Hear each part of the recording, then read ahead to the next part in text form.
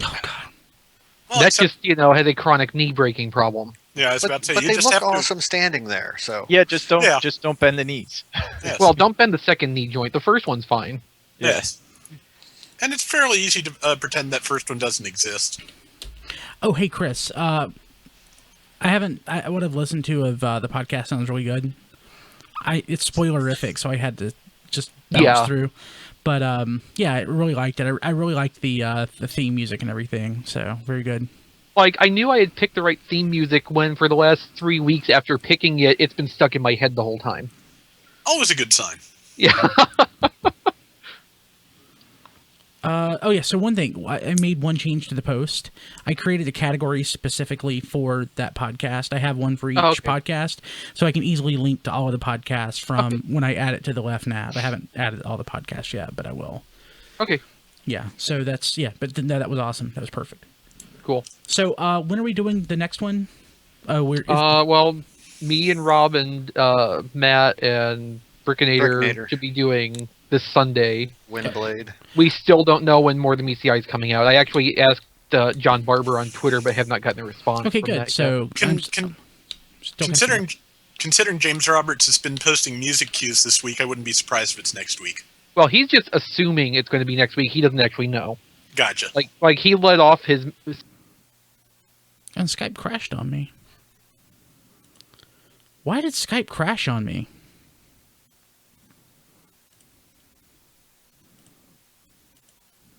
I'm very sad, people. Skype crashed on me, so I'll have to fix that. Okay. Let's hope it doesn't do that during the show. Bum bum bum bum bum bum bum bum bum bum.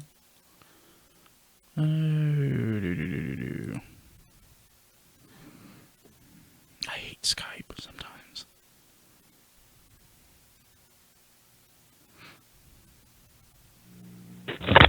Hey Don, I'm gonna. I had a Skype crash. I'll add you right back. Oh, okay. Just hung up on Don.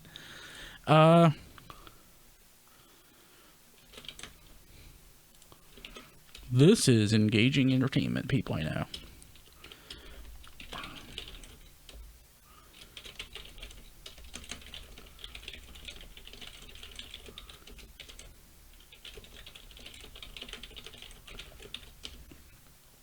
I used to be good at splitting my attention between things, but I'm not anymore.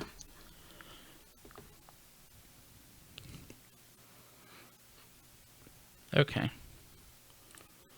Restarting the call.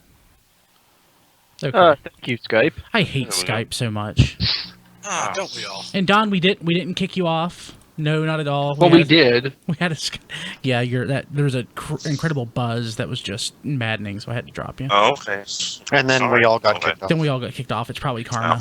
Yeah. So as I was saying, James Roberts said he was assuming it would be out next week, but then Chris McFeely pointed out immediately after that it's not on the shipping list for next week, so probably not. Okay. So I need to. It gives me a little extra time to catch up. I'm like 10 issues back. Oh, that's not Well, yeah, just be working on that anyway. Yeah. Don't wait until we actually have a date set. And by 10, I mean more like 20. But I kind of figured. Yeah. What's running late? More Than Meets the Eye. Nothing you care about, Don. Yeah. But the best comic book ever. So going back and reading it, I'm actually rereading issues that I read before, and I'm like, wow, this is really good. Oh, it is. Yeah, it's a Transformers comic. So those are separate thoughts. This is really good. Oh yeah, sister this is a hooked on it. Transformers comic. So I got my sister hooked on this comic. it's a book. great book. awesome. Yeah. Of course, I haven't gotten the Dark Energon yet, Yeah. so Dark Dark Cybertron. Dark The thing is, Robots in Disguise was also a really good book, and then it completely lost its direction. Repeatedly. Yes. They keep having the crossover stuff forced on them though, and then More Than Meets just gets to do what they want, and Robots in Disguise had to kill time. Yeah. No, it's like after Combiner Wars, I hope there's not going to be another event anytime soon, so it actually can just do what it needs to do and stick with that for a little while. Yeah, I'm not a big fan of event crossovers anyway. Well, and I saw in the solicitations for June that issue 42 of the Transformers Robots in Disguise, the art's going to be by Ramondelli and Griffith.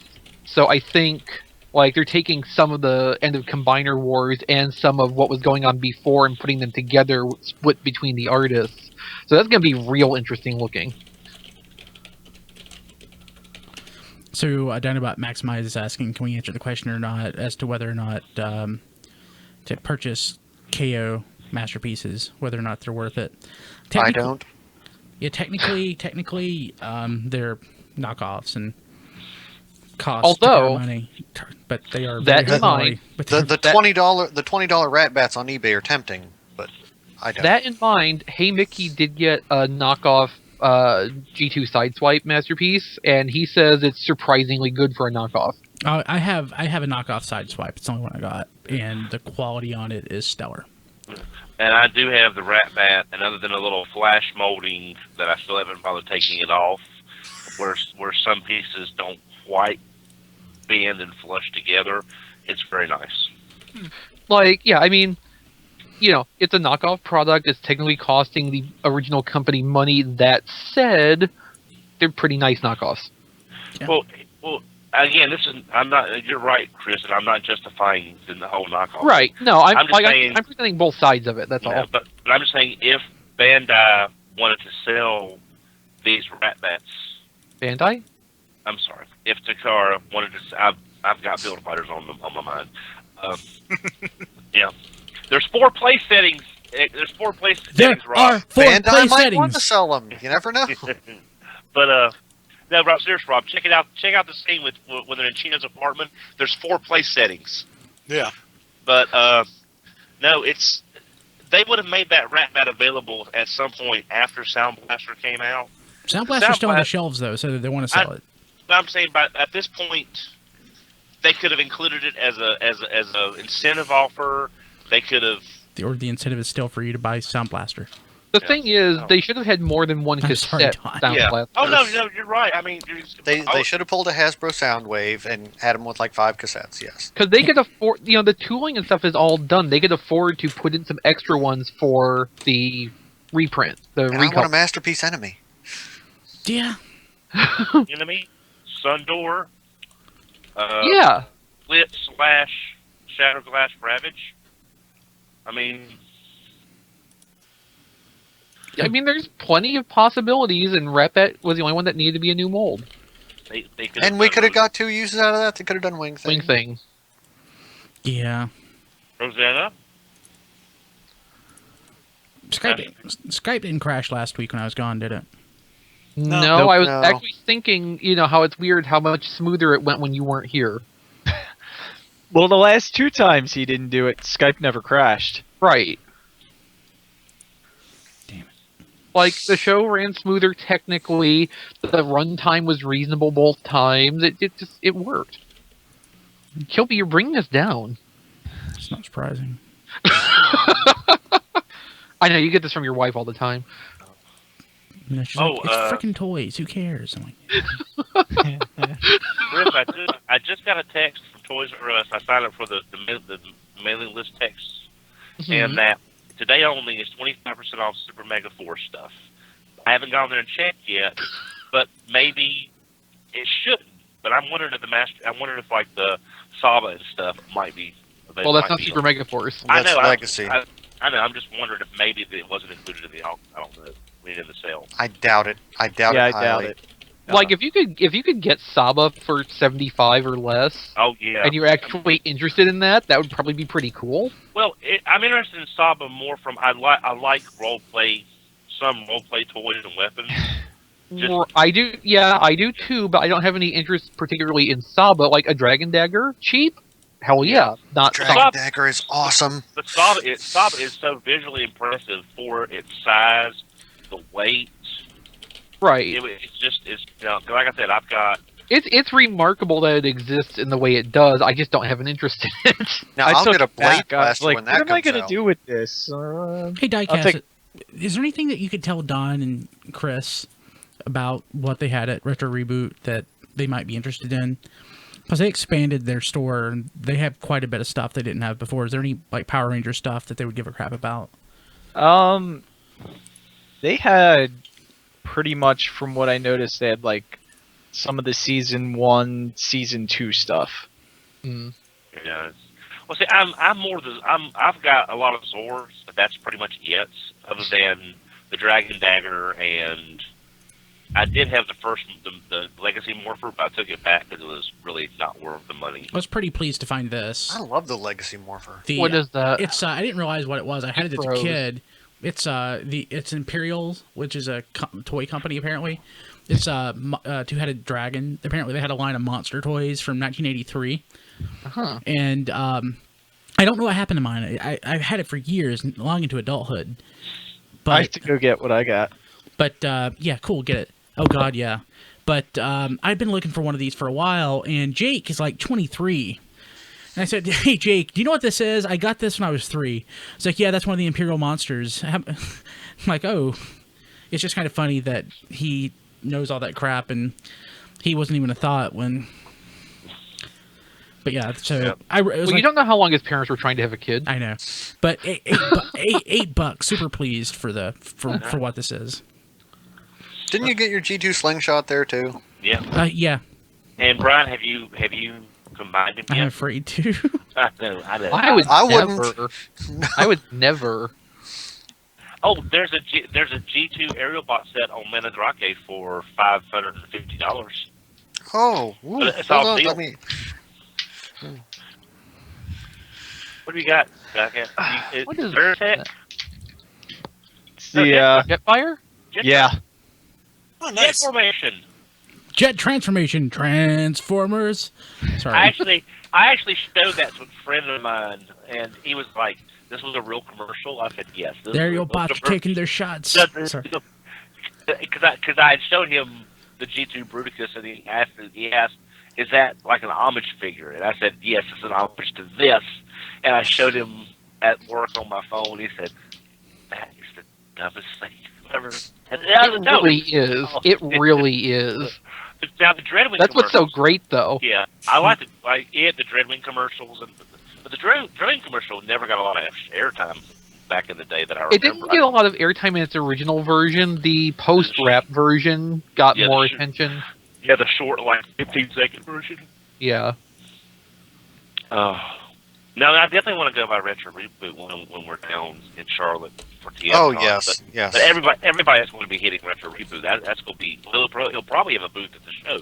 Of course Yeah, I they don't will, have yeah. booth at the show. I'm Yeah. pretty sure. Yeah. And it's a little. It's not super far, but it's probably going to be 30 minutes from the convention. So I don't know that anybody's going to. Yeah, and like all the stuff we were wanting to do during ShardaCon that we didn't get a chance to because of the time we had, I doubt we would. Yeah. You This know, is- but this I is doubt a we'd diff- take a half-hour trip. Yeah, And, and this is a Take different time. venue in a different city.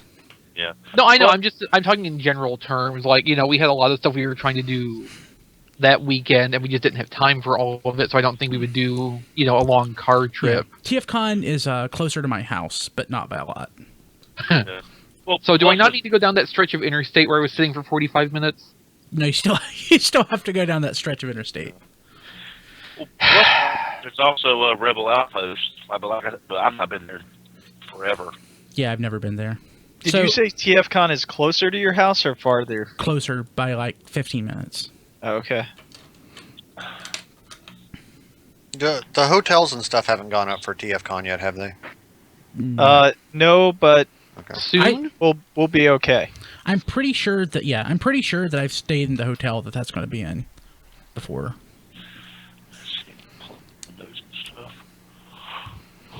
Just decided I didn't want to go home after work one night, so Kim and I just got a room there. So is it sad? I'm so happy that I got a movie toy. You've been Yes. you've been looking for it, and you got a great deal on it. Yeah, It's still and it sad, had though. all the pieces. It was, which is apparently is really hard to Tell do. them how much you got it for. $30. Nice. Wow, that's Not bad. That generally goes for quite a bit more than that. That's Yeah. retail. And he was like, when I first took it up, I asked him if he had one, and he was like, no, I don't think so. We just sold one yesterday, combined with the Optimus Prime and everything. and he sold it to the guy for like $100, and I was like, oh man, I totally would have bought that. And then I went over this plastic pile. Because he has bins of stuff that you can just go through too. Yeah, he had bins of stuff, and I saw pieces of Jetfire, and I pulled it out, and it was him, but he wasn't like complete, and he was like all stretched out and like mistransformed, and I was like, I don't even know what to do with it. And I took it up to him, and he like transformed it into robot real quick, and I was like, he was like, yeah, it is missing some pieces. I think I might have them around here somewhere. You know, I'll send them to you when I find them.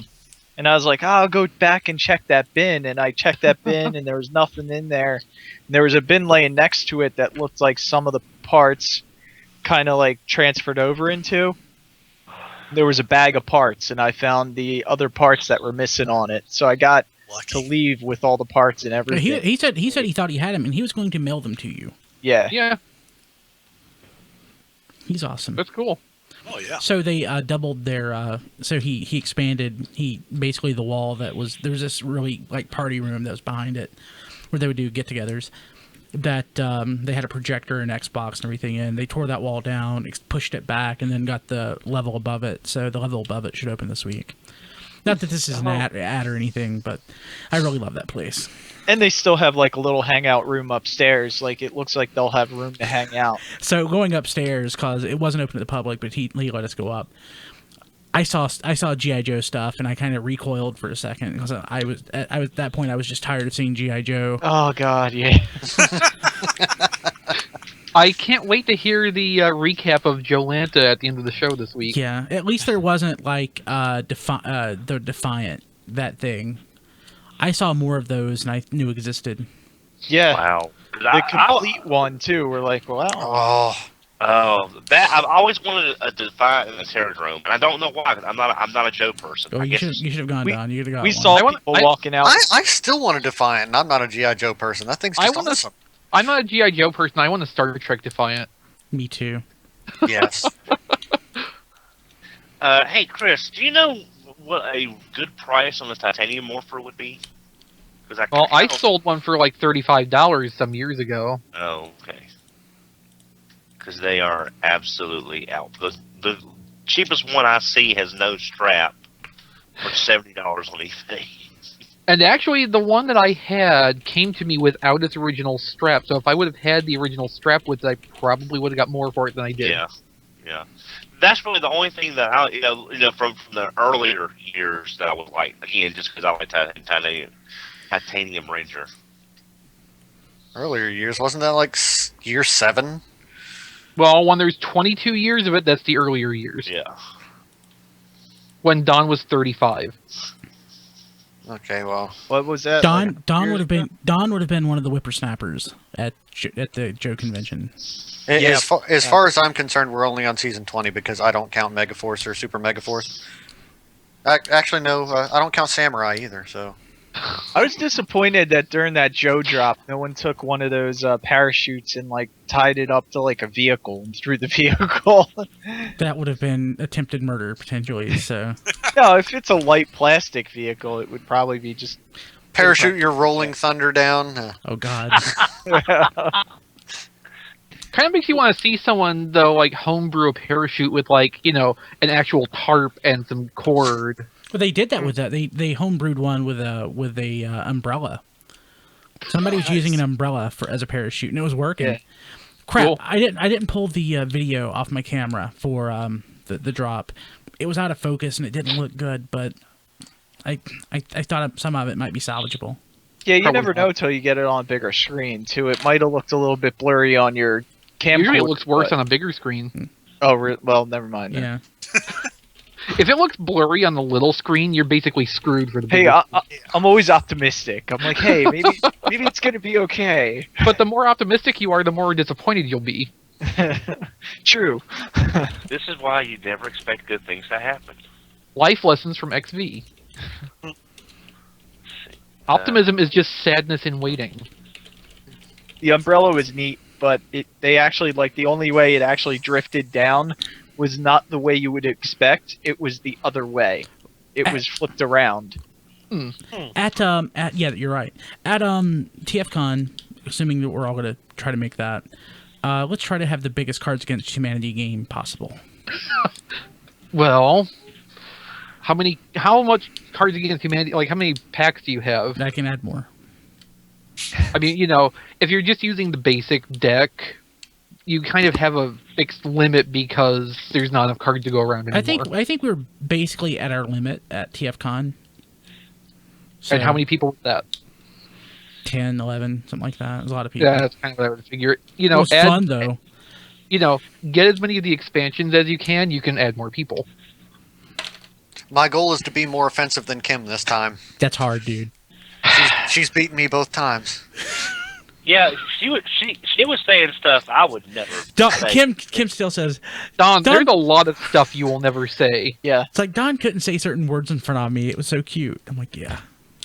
No, it wasn't you. It was Kim. I know. When I say It's like Yeah. you know, the P word. I can't say that in front of women, so it's like Don, there's a lot of words that start with P.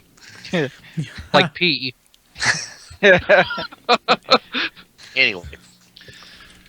Well, let's see here. What You was I can't say Chris Pratt.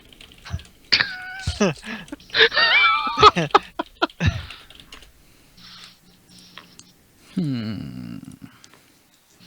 look at share notes. Should actually look at the stories. Since I'm behind on everything. Or just don't, and, you know, we'll have a really interesting show.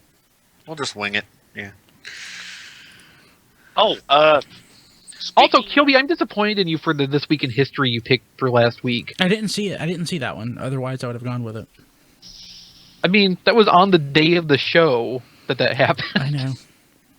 Listening, I'm like, oh, hey, that's not the one that I put in there. That's much better. I wasn't trying to sabotage you. Oh, no, it's just like, you know, that was there. I don't know why you wouldn't have picked anything but that. Like, I didn't even know the G2 thing was available until I looked at what you had and was like, I don't like that. Let's find something else. Dun, dun, dun, dun, dun, dun, dun, dun. Oh, GoBots. Did everybody see the picture of Crazy Steve from, I'll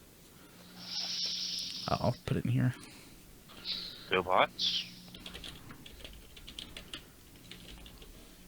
I like GoBots. Dun, dun, dun, dun, dun, dun, dun, dun. Crazy Oh. Steve came in at the panel at the perfect time. It was awesome. You should even hear it on the podcast. Speaking of GoBots, the last season is out. The last box Volume. Which is, Don, have you checked show notes? Obviously not. Well, no, I mean, I just brought them up now, and I was looking for what you were talking about. There we are. That's what we were talking about, Don. Okay, yeah. I didn't even know that was available on in a box set or in a DVD. I'd like to pick that up. It's a bit low key, isn't it? Yeah, I never heard about it. Yeah, well, I mean, they pushed the first box set pretty heavy on a lot of places, but I didn't know the second one had come out. I'm more interested in the third one though, because that's when you start getting like the Master Renegade and the Last Guardian, and that's where it gets a little hazy for me on some of the episodes. I don't actually remember any of the episodes. Right, so just flashes, really. Off to tfradio.net/Amazon. Yes. So, what are we looking at here, Kilby? Crazy Steve's cosplay. Ah.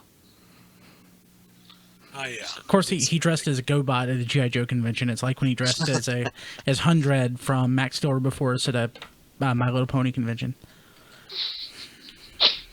Oh, he's consistent. He's awesome. He drove up just for that. It's not a bad scooter costume. I mean, it's That's an oxymoron right there, Don. Oh, Shogun Warriors Godzilla. Oh, so awesome. So awesome. Flytrap. Oh, hey, Bucky O'Hare toys. Oh, well. That is a yellow Defiant. That sure takes me back. Is this the only one? What? The only one what? there only one? Only one. Oh. Oh, there are 2 box sets, so that's probably the first one. No, actually, I think there's 3. There are the second one was just released, so there may be more coming, but currently I'm sorry. there wait are a 2. Yeah, there's minute. an original miniseries and I think Yeah. a volume 1 And and a volume 2. I Yeah, think. the third one was just the miniseries remastered, Yeah, I think you're right. which is weird when you think of GoBoss remastered. Yes. I didn't know they had Mask the complete series out. Holy crap. No, neither Yeah. did I. Oh, I love Mask. Even though it's spelled wrong. I love Mask in concept, I guess. Command does not start with a K. It does there. I tell you, if But when you spell command with a K, it just sounds like Soviet. yeah, well, I've got the Dungeons and Dragons animated series box set. I love that.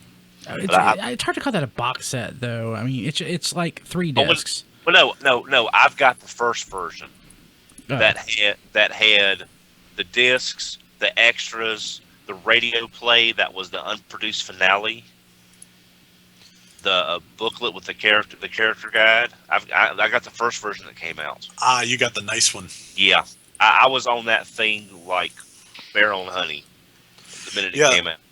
Yeah, there's also a selected episode set, and then there's a box set, which is, I believe, just the later version is just the show with none of the extras. Yeah, but the extras are what makes that set, plus the radio play.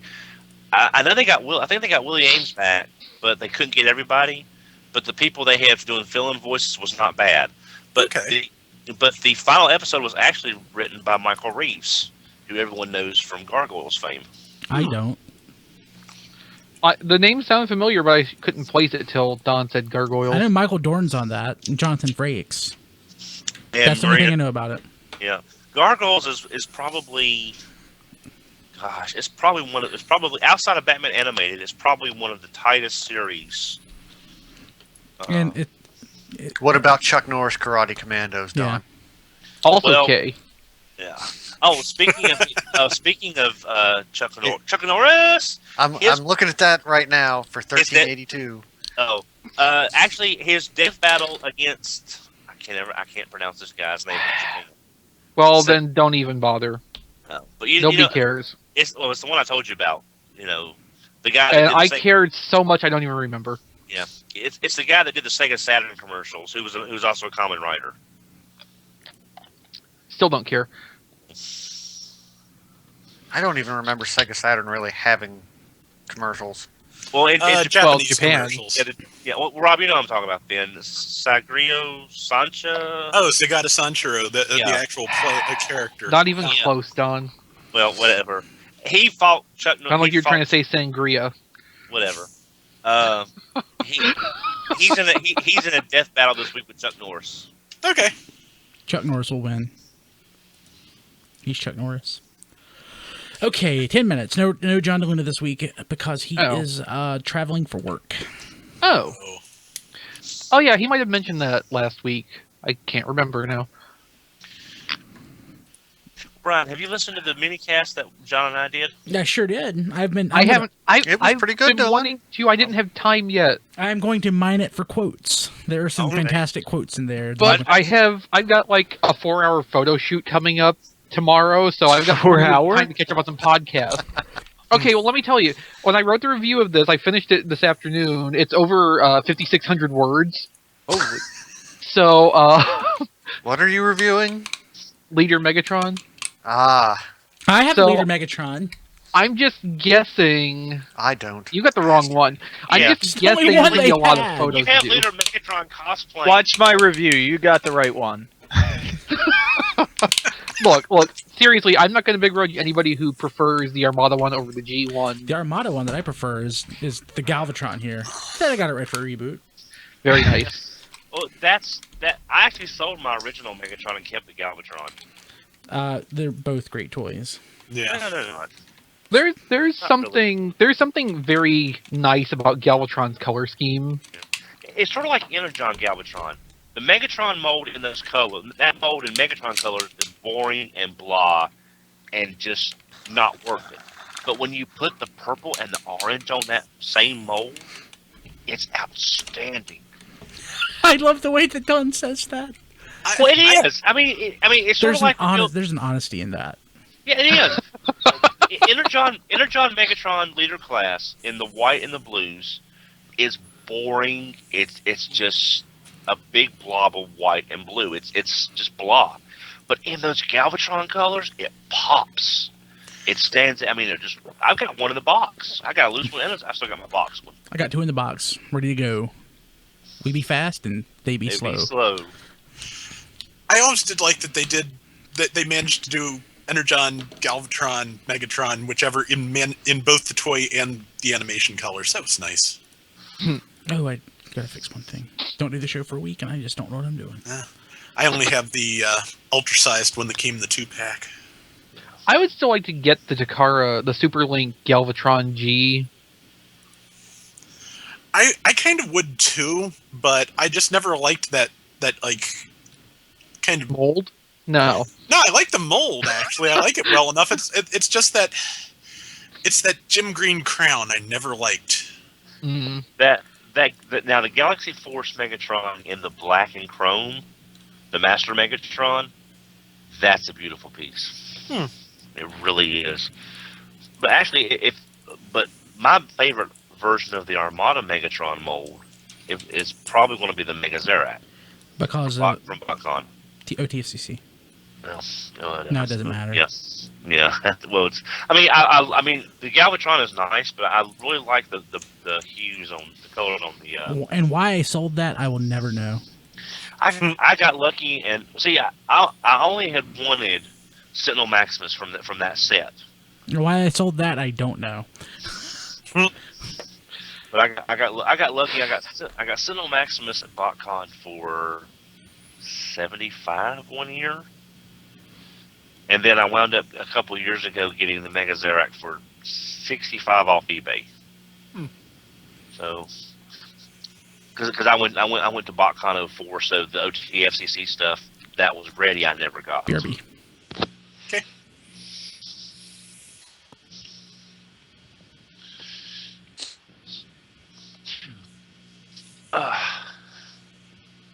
You know, I like the figure diecast, the Warbotron Whirlwind, but he's just not as polished, I think, as the other three. Just, there's a few gap issues, and these stupid shoulder cannons are really getting on my nerves. Yeah, where they fall off a lot. Yeah, but you can't floor polish them because you may want to use them in other spots. So you really can't. I mean, I might can put some Scotch tape around the barrel, the handheld parts, and figure up a little bit of tape or something.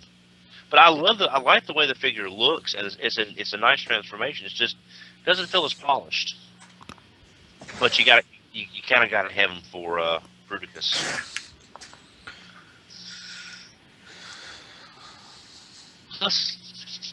Hey, Chris, did you see we're getting Goldie Mark? I haven't really been paying attention to the Soldier Gogan stuff. We are getting a Goldie Mark, so now we'll have him able to do the Goldie and the Hammer, which ought to be visually very impressive. I just need to put Gal Gaigar together. Yeah. Syllables! Isn't it only They're like both 3 rated. pieces? How hard would that be to put together? And Solid Go, this is from someone who has just proven he does not own a Solid Go configure. I don't either, so. Technically I do. That Voltron is a Chigokin, isn't it? Yeah, it's in the neighborhood, I guess, maybe. Don, nobody likes Collection DX. Back in the old days, we called them Collection Dicks. Well, I like the guys over there for the most part. It's again, they're skewing a lot different stuff than our stuff.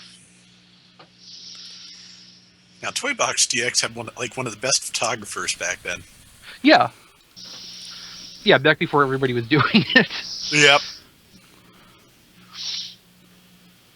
Well, I need to open up the chat.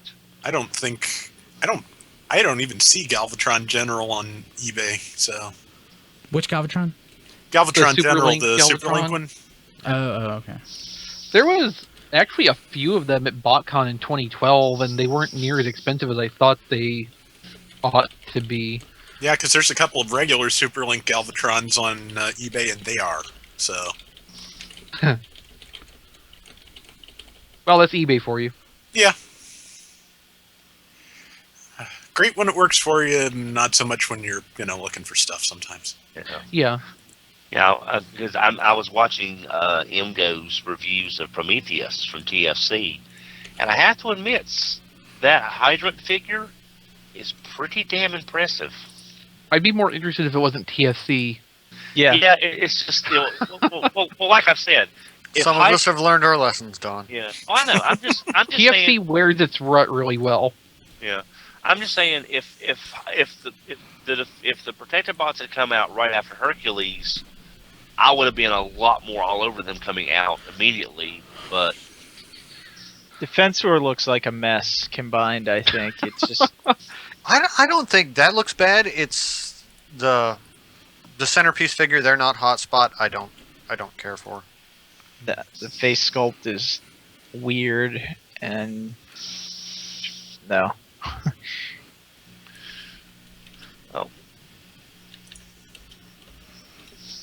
Okay. Ready to go here in a minute. Anybody need to refresh? Number 1, number 2. okay, I've got a hose and an empty bottle. I'm good. I don't want to think about the hose, Don.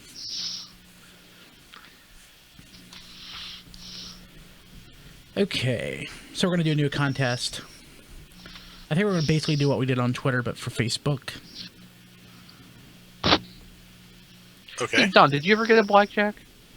Yes, as a matter of fact, I picked up an extra one for Tobias in Sweden. Diecast, get it out if you're going to get it out now. No. Okay. Brian and I actually walked into Toys R Us and there was like 2 full pegs of that Yeah. that wave.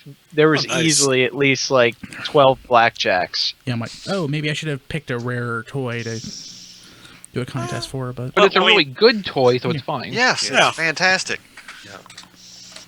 But next, the next giveaway is going to be Combiner Wars Superion. I mean, not Silverbolt. Silverbolt. Not Superion. Mind your wording there. That's Yeah, kind of important. that's a big one. Yeah, it's Yes. the one Diecast was given by Hasbro. So thanks Diecast and thanks Hasbro. Oh, nice. Yeah. Partly diecast, partly real Silverbolt. Sorry, resist. Please Hasbro start the combines show. with Diecast Please and start the becomes show. Please start masterpiece. the show. Well, I thought at least it was creative, Chris. Please start the show. Start now. It's time. Yeah. 8:29. We got 1 minute. It's time for special. Well, you're start. slow. Do I need to tweet it out more? Well, we have fewer viewers this week. And for a little more retro action. That's fine.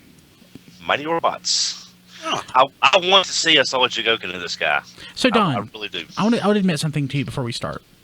Oh God, what? I confused Visionaries and Supernaturals. Believe it or not, As long as you don't confuse them with Supernatural. believe, a lot of people do that. I've seen each one listed as the other on eBay before. It's a very easy thing to do. I don't think I had any Visionaries as a kid. Maybe one. I know I had a Supernatural. I saw a guy at Joanna had a box of them carded in pristine condition. What, Visionaries or Supernatural? Supernaturals. Well, Supernaturals, I mean, the hologram technology, what they were doing, was pretty good. Yeah, I thought so. It's just, it was kind of like in the figure, and it was kind of hard to see sometimes. Whereas on the Visionaries, you had the staff and the shield, so it was a bit easier to see the light effects. But yeah, it happens all the time. I think I'm going to buy some, or at least one. Oh God, $20 carded. These have no value to them. I had at least 2 Supernaturals, it looks like. Okay. Can you imagine going to that convention? Yeah, I'm here for the Supernaturals convention. No, this is the Supernatural convention. Yeah. Well, that was TFCon Chicago's neighbor, wasn't it? Yep. Yeah. Oh yes. And a few of the people that I talked to, they were having an absolute blast. Apparently, it was the best convention they've been to for anything. So they were having a lot. Wait, you know people that went to the Supernatural convention? Of No, course it- he does. No, the people that was there that I just happened to share elevators. We talked with. to Oh. some while we were there for Sharticon. Okay. Or I TFCon. forgot. Those were the people that went Sorry. screaming out of the elevator. Somehow I forgot Don was there. I was confusing it with Sharticon because now Sharticon. Wow. I know. Gee. But Don wasn't even at Sharticon. Exactly. That's why I was confusing it. Okay, let's start the show. Yeah, that's. Okay. Wait, Don, did you unplug your power supply? Oh yeah. Thank you. So sounds so much better. Let's do this. Let's doing. This is Radio Free Cybertron episode 408, recorded on Nine. 409. Did I not update the? No, it says for. Oh, I didn't do 408. Yeah. You covered. See, I keep track in my head, but I didn't do it last week, so that's why. I'm your host Brian Kilby. Thanks to Chris for hosting RFC last week when I was preparing for Jolanta 2015. This is 409. Make sure you're looking at the right page of notes. 409. Oh gosh, It's right on the notes. I wasn't looking at the notes. On the show this week, we have Don Diecast, Matt, a.k.a. Melvar, Chris, a.k.a. XV, and Rob Clay. Gentlemen, how's it going? Not bad. Okay. For a minute there, I felt like I was in last week, but, you know. Yeah. I didn't die in a Motel 6, so I'm good. Somehow we survived that. So I think we'll talk a little bit about Jolanta, which is where Diecast, Rob Springer, and I were at this past weekend, in a little more detail later on in the show. And also our panel, our Transformers panel, will be the episode of RFC Extra, which we'll post on Sunday. Actually, while you're at it, check out all of our other shows. We've been doing something a little different with our... So people ask, hey, what's the name of your website? And I usually say Radio Free Cybertron. It's the name of the podcast. I could say tfradio.net. It's always been confusing. Our tagline's been like the TF Radio Network. What does that mean? Well, now that we're actually producing a bunch of awesome Transformers podcasts, it means that we're the Transformers Internet Radio Network. We actually have all the awesome shows here on tfradio.net, and they are all available on iTunes, Stitcher, and all those places. We are now doing RFC Extra. We're doing, John DeLuna is doing the mini cast, which is this really awesome sort of one-on-one podcast that many of these guys have been on. Today, we introduced a new Transformers podcast that we've been developing for a while, which is, Chris, tell us about it. What is it? It's Fanboy vs. Transformers, the comic book review podcast. And we started with Transformers number 39. Yep. And Diecast started a new podcast. Diecast? Yes. That's a cue. What is Yes. a diecast? I just wanted to see what he was going to say. I was interested. This new podcast is called There Goes My Money, and we talk about all the latest... It's Diecast life experience. Yes. We talk about all the latest products up for pre-order. I thought it was a documentary on my early BotCon years. Yeah. All your BotCon years, Don, not just your early ones.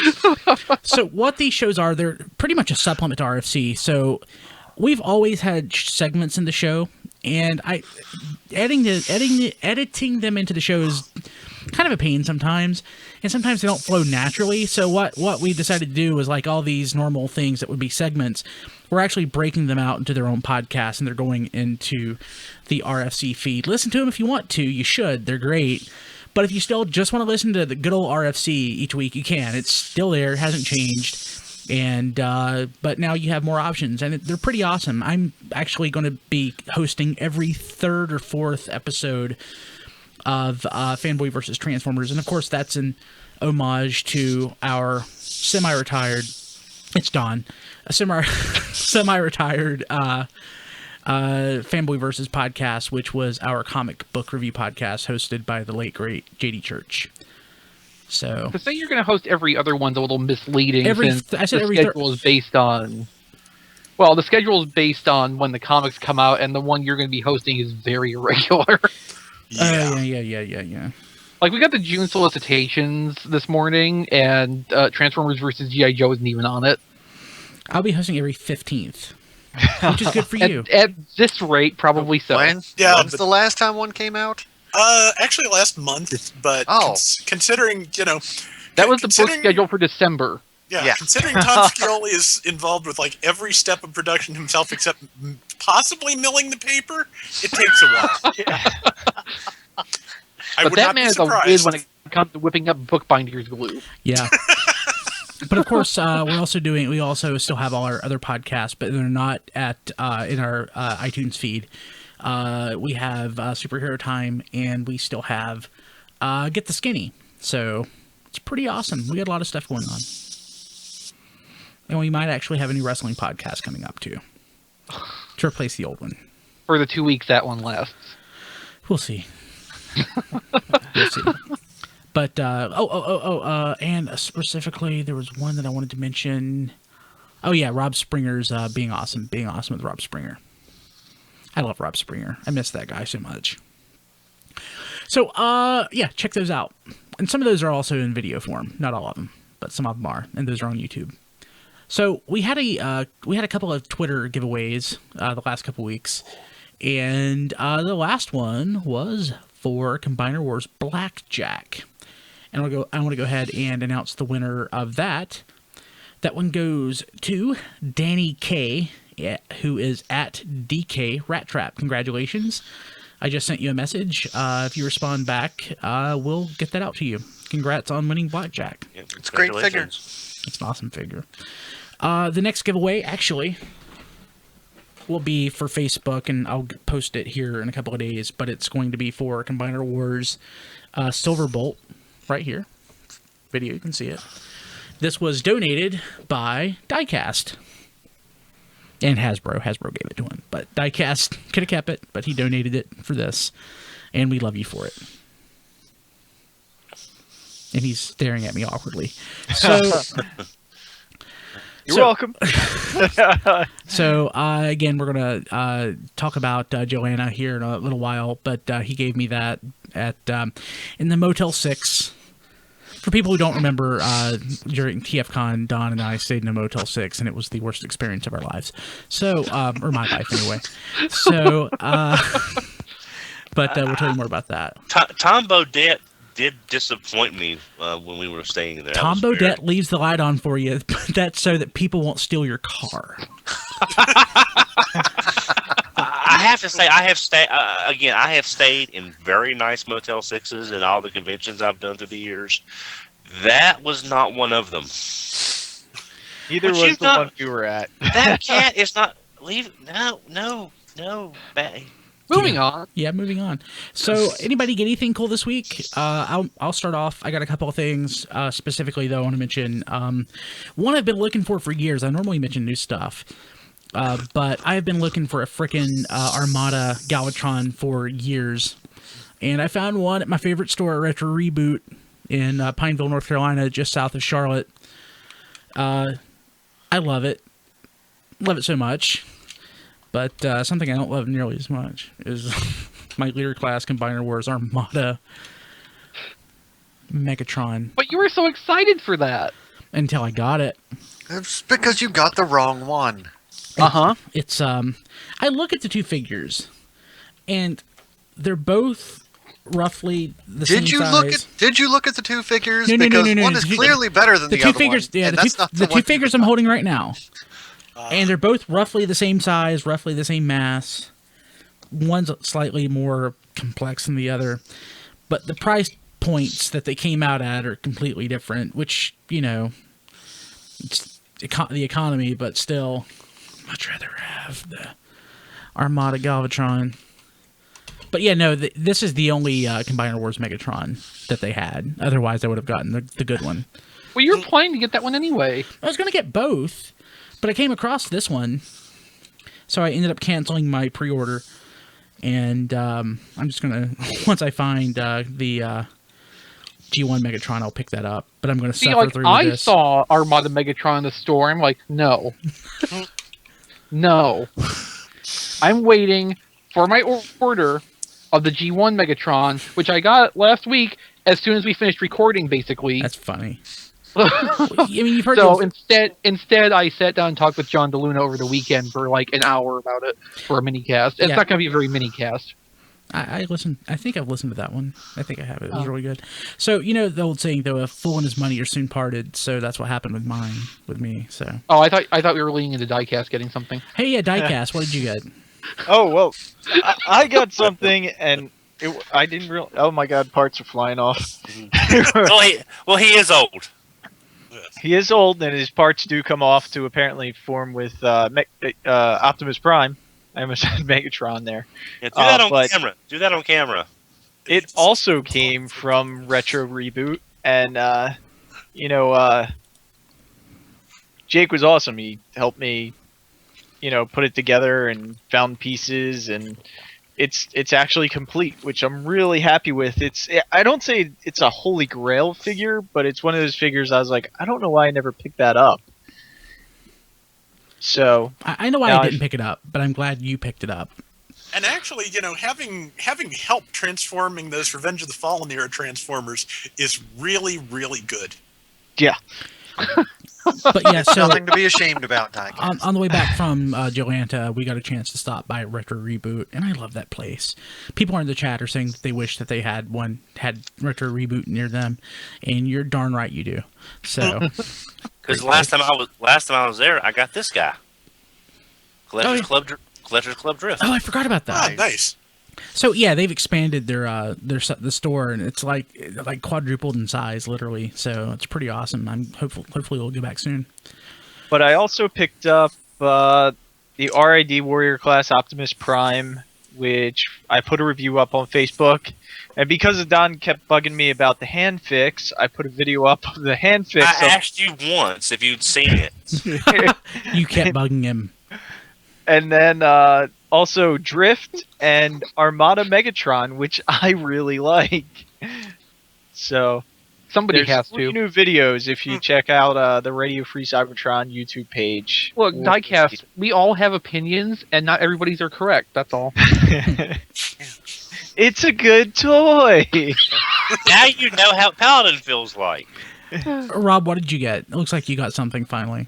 Yeah, I got Generations Roadbuster finally. Kmart had it on clearance, so... Well, clearance, it was marked 22, but they had one of their, 20% off things. So... I really like it, despite the fact that almost everything that could go wrong with a Roadbuster went wrong with my Roadbuster. What? I can't talk. What went wrong What went with wrong? it? What went wrong?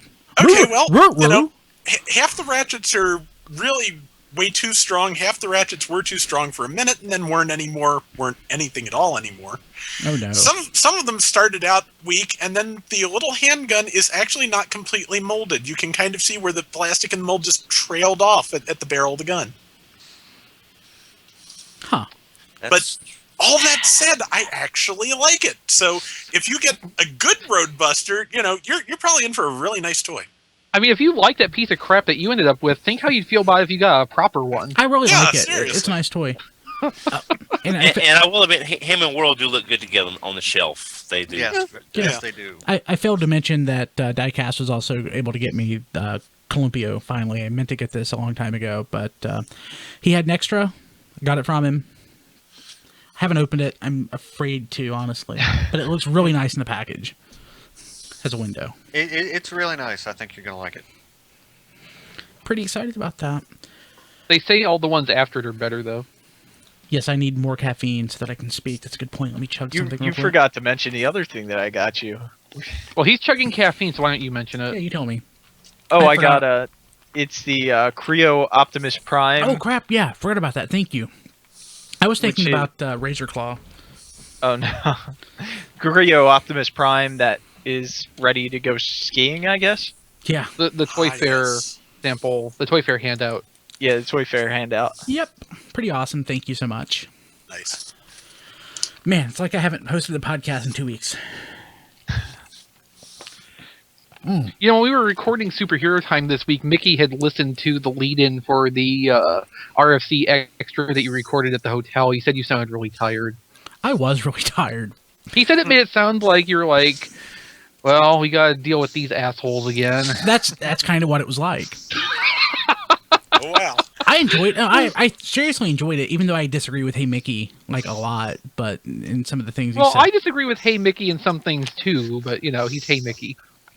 So RFC Extra from this past week, the one that was posted Sunday, was hosted by the crew from Superhero Time, and it was really good.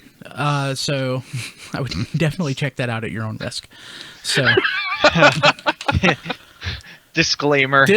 Okay, let's go ahead and jump. Superhero Time. Please enjoy responsibly. Let's jump into the show. So this week in history, and thank you to whoever picked this out. So, 2005, the United States achieves closure on the Energon cartoon when Spark and the Sun premiere back to back. With this long national nightmare finally behind them, healing can begin. Yeah, That must be that's- XV. That was- series just absolutely sucked. I did like 90% of this week's show notes, so and thank you for that. I rushed home so I could do it because I didn't do it last night. And thank you. Yeah, that's a terrible show. it was so much more terrible the farther in you went. I mean, we've talked about this many times. The first month's worth of it is pretty okay. Yeah, the first And just- 5 episodes I watched weren't bad. And then after that point, every week is just a little bit worse until you think that it can't get any worse. And then the second half of the series starts.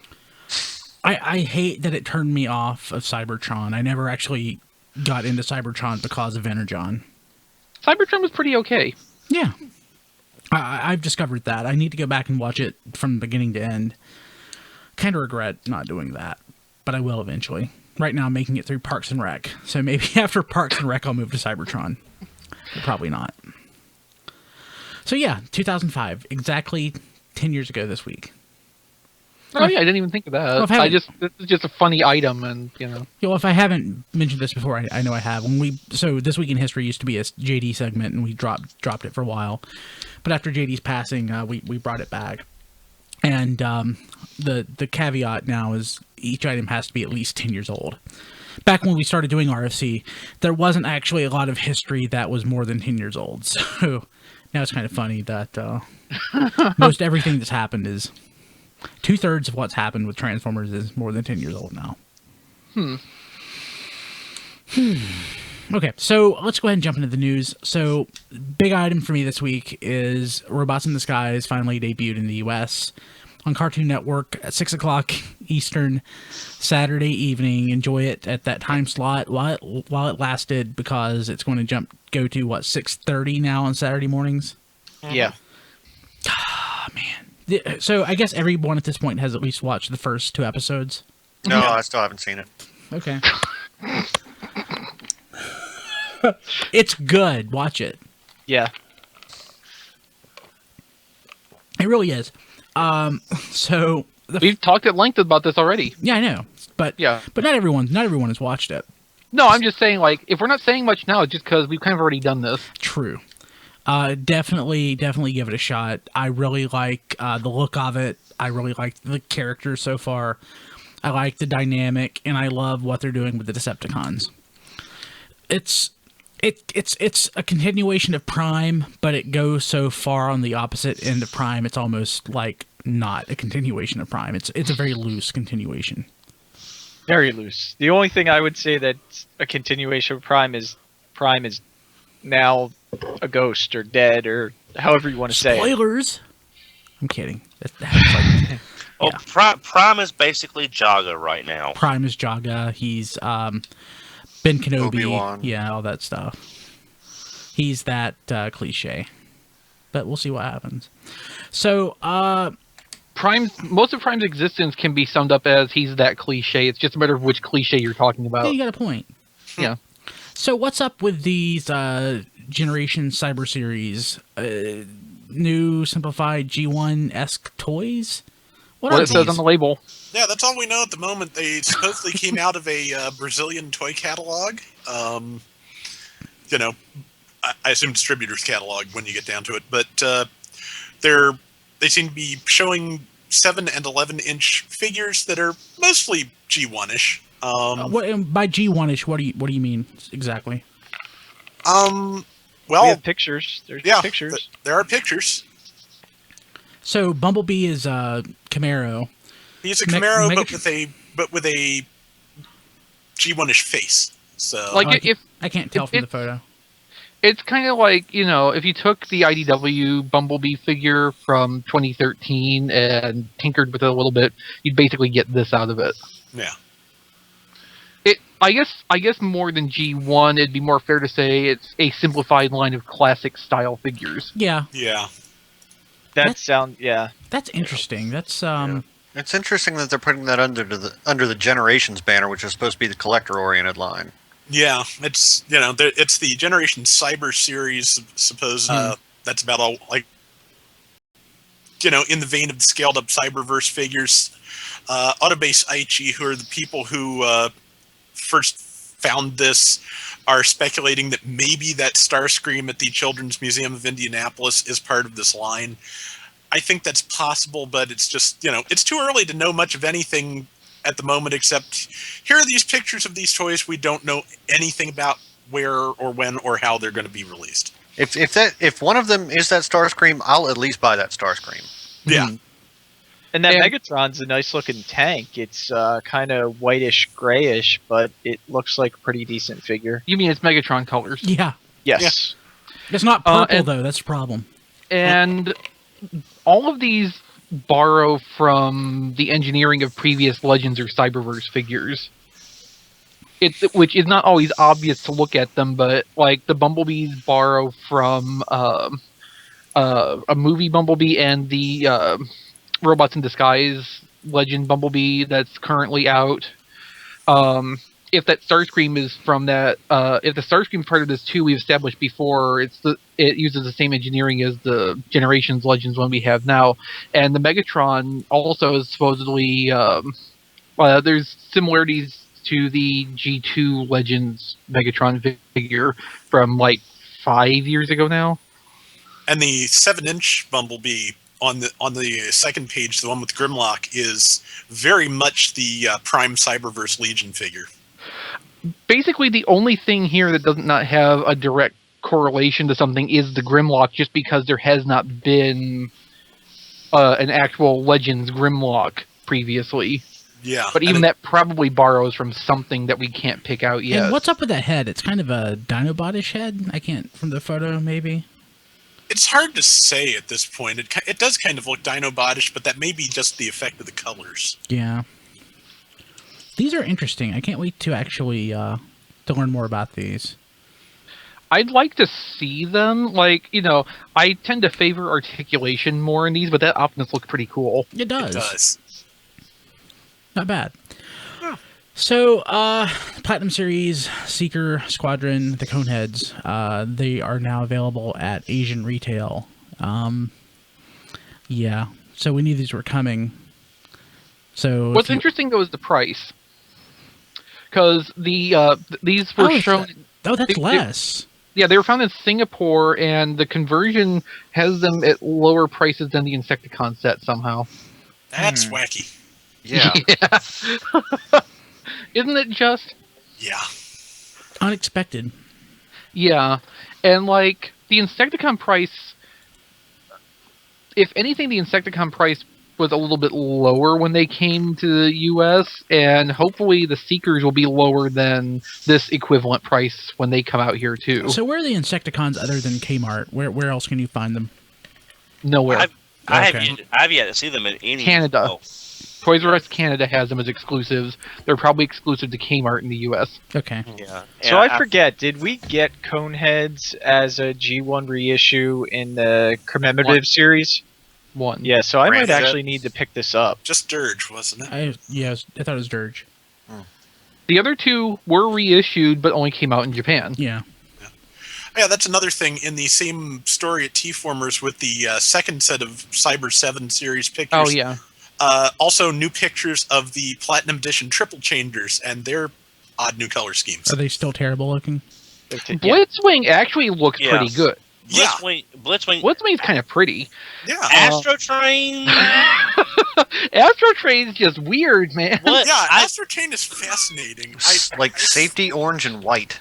Yeah, he's the Astro Safety Train. It looks I mean, more we were- red and blue in the new photo, but it just I mean, we were thinking that maybe it would be an orange train, but Yeah. like there's so much white parts on it. It has to be a white train that just has orange parts. It doesn't make any sense. I can actually see XB's head hurting. Just like, It doesn't make sense. Why did you put the Just, I mean- orange on there? yeah, well, I know it's Glass just, Thomas the Tank Engine.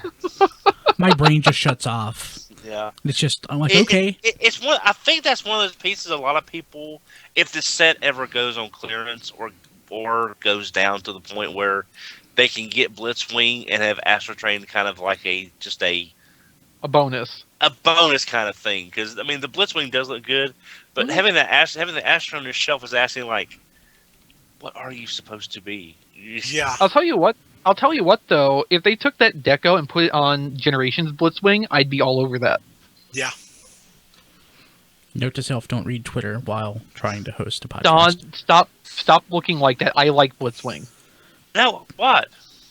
I always want to say that Oh, no, Blitzwing I is thought- punishing, but that's Dreadwing. So Right. Well, Blitzwing wasn't anything because Blitzwing didn't have a G2 toy he until should now. have. Well, Well, he does well, now. Yeah. Until now, Yeah, he yeah. does now. Well, I'm not saying anything about Blitzwing because I bought the double dealer version just for the colors in the I robot. have both. I didn't buy Double Dealer.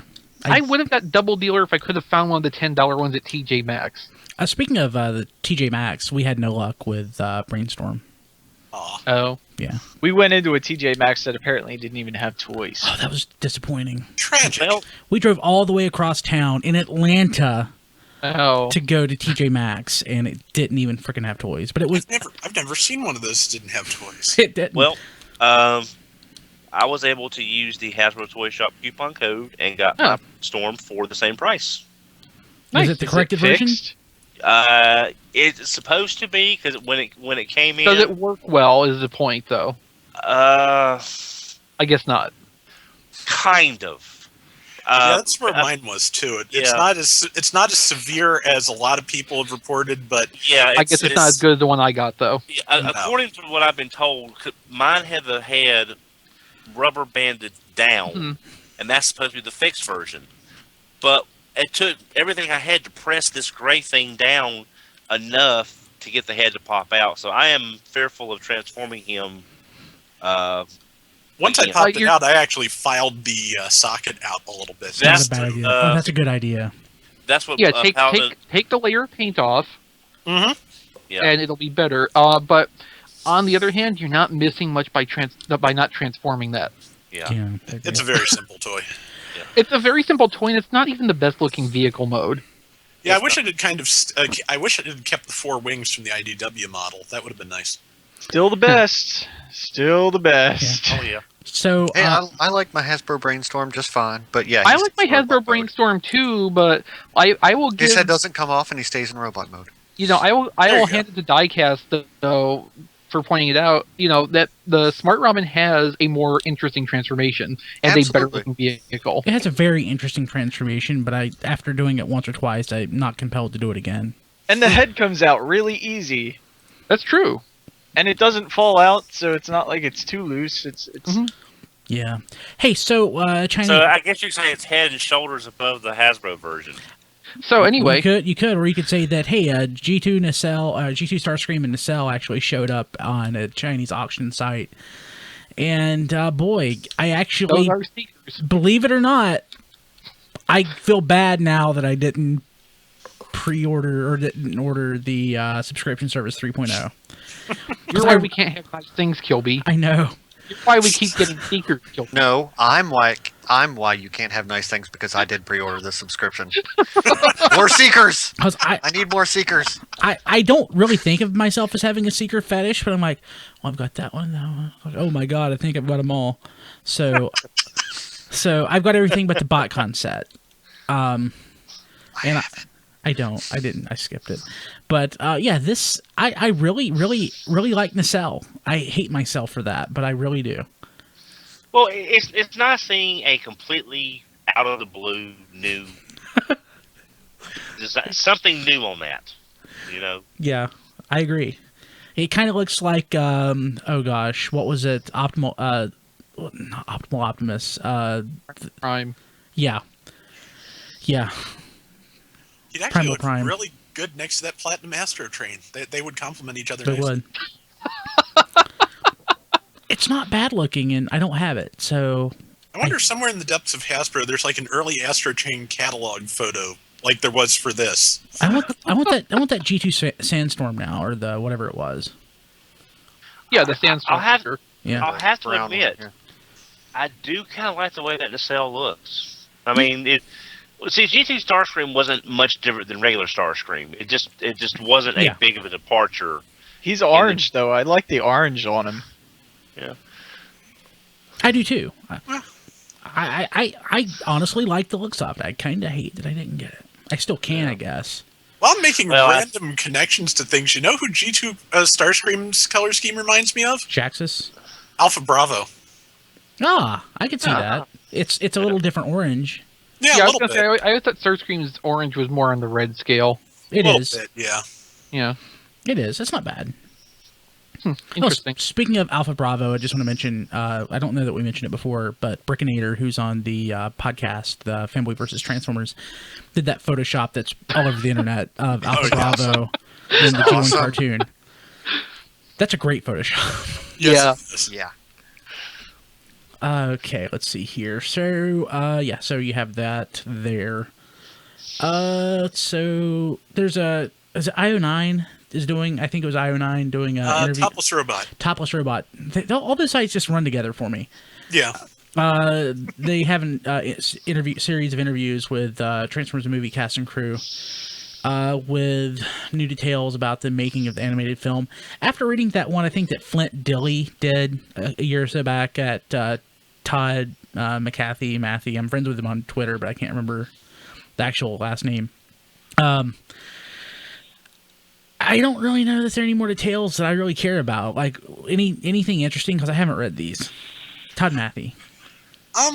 I hadn't heard that particular interview.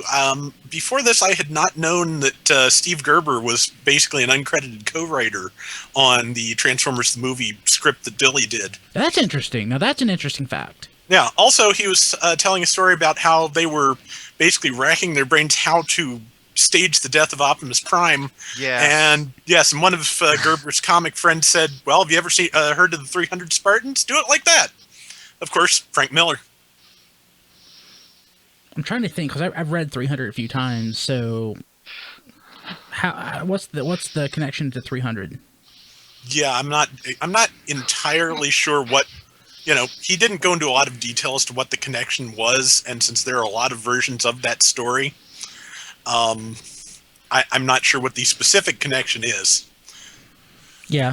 Given that the context had it like, their concept was to have it be like, an Alamo situation, and then the counterpoint was, have you ever heard the Spartans? Probably just like the violence of the death. Yeah. Okay, I could see that. And Then. the overwhelming number of Decepticons, fighting I think the outnumbered Autobots. Yeah. really the point to take away from this, though, is that Frank Miller killed Optimus Prime. Absolutely. Yes. Horribly. Yeah. Well, Frank Miller, I mean. Yes. Oh wait, no, wait. Transformers the movie was in 1986. 300 came years after that. Oh, yes. Yeah. So Frank Miller had nothing to do with it. Well, So. it's a story. I think he'd even referenced it in some of his other work by then. It was his pet project for many years. Oh yeah, that was his dream project. Yeah. And he really wanted to do it. I always thought that is earlier Frank Miller, but I think that came out in the 90s, late 90s. It did. Yeah. And I liked it so much better in the movie. Yeah. Sorry. That happens a lot, especially with Zack Snyder movies. This is Sparta. He just whispers it. He doesn't yell it. He just says it matter-of-factly. Yeah. Is the way I always interpreted it. Well, it's like after the courier is already in the pit. Okay. So, sorry, I really do love Frank Miller, even though he's crazy. So new details. I haven't read them yet, so sad news. Auto Assembly 2015 is going to be the last year of Auto Assembly. Yeah. So Simon is apparently just ending it due to personal reasons, right? He's retiring. How old is Simon? He said he's been volunteering with Con since 1989. Oh, Yeah. I assumed he was our age. Okay. I've never met him. I've never been to Auto Assembly, so. Oh, he No, might the- have started that young, but I don't know. Yeah, He was probably a little younger than Don. Okay. Yeah, the article stated that he and all the other people that helped him put it on are starting to age out of putting these things together. So I totally understand. Don, what did you just down? What was that? Diet Sierra Mist. Okay. That just looked impressive. I didn't know what it was. Nothing good. I don't like Sierra Mist either. Apologies And to it's diet. apologies to anyone out there who actually might work for Pepsi. Well, plus I had a coupon. The coupon. I'm Don- really disappointed about Auto Assembly because I actually wanted to go to that one. year. Yeah, I did too, but that was. I totally see the appeal. There's no way I could travel across the ocean to go to Auto Assembly. Well, that'd be the one trip I would take just to go to Europe and try to do whatever. If I'm going to Europe, I'm not going for Auto Assembly. No offense, Auto Assembly. yes, Well, it's okay, because pretty soon you won't have to make the choice. I mean, there's so much history in Europe. I think I could skip Auto Assembly, but it's really unfortunate that it's ending because the people who go to Auto Assembly love Auto Assembly. Especially a lot of our friends like Chris McFeely And Amy. Lady Wreck, and- yeah. and It's like it's almost like a religion. People are so into that. So hate that for them. But there's another convention that's they can go to. If they travel across the ocean, So this is a segue. So TFCon USA is now it's been announced, and it's in Charlotte, North Carolina. It's in coordination with some of the guys from Shardicon.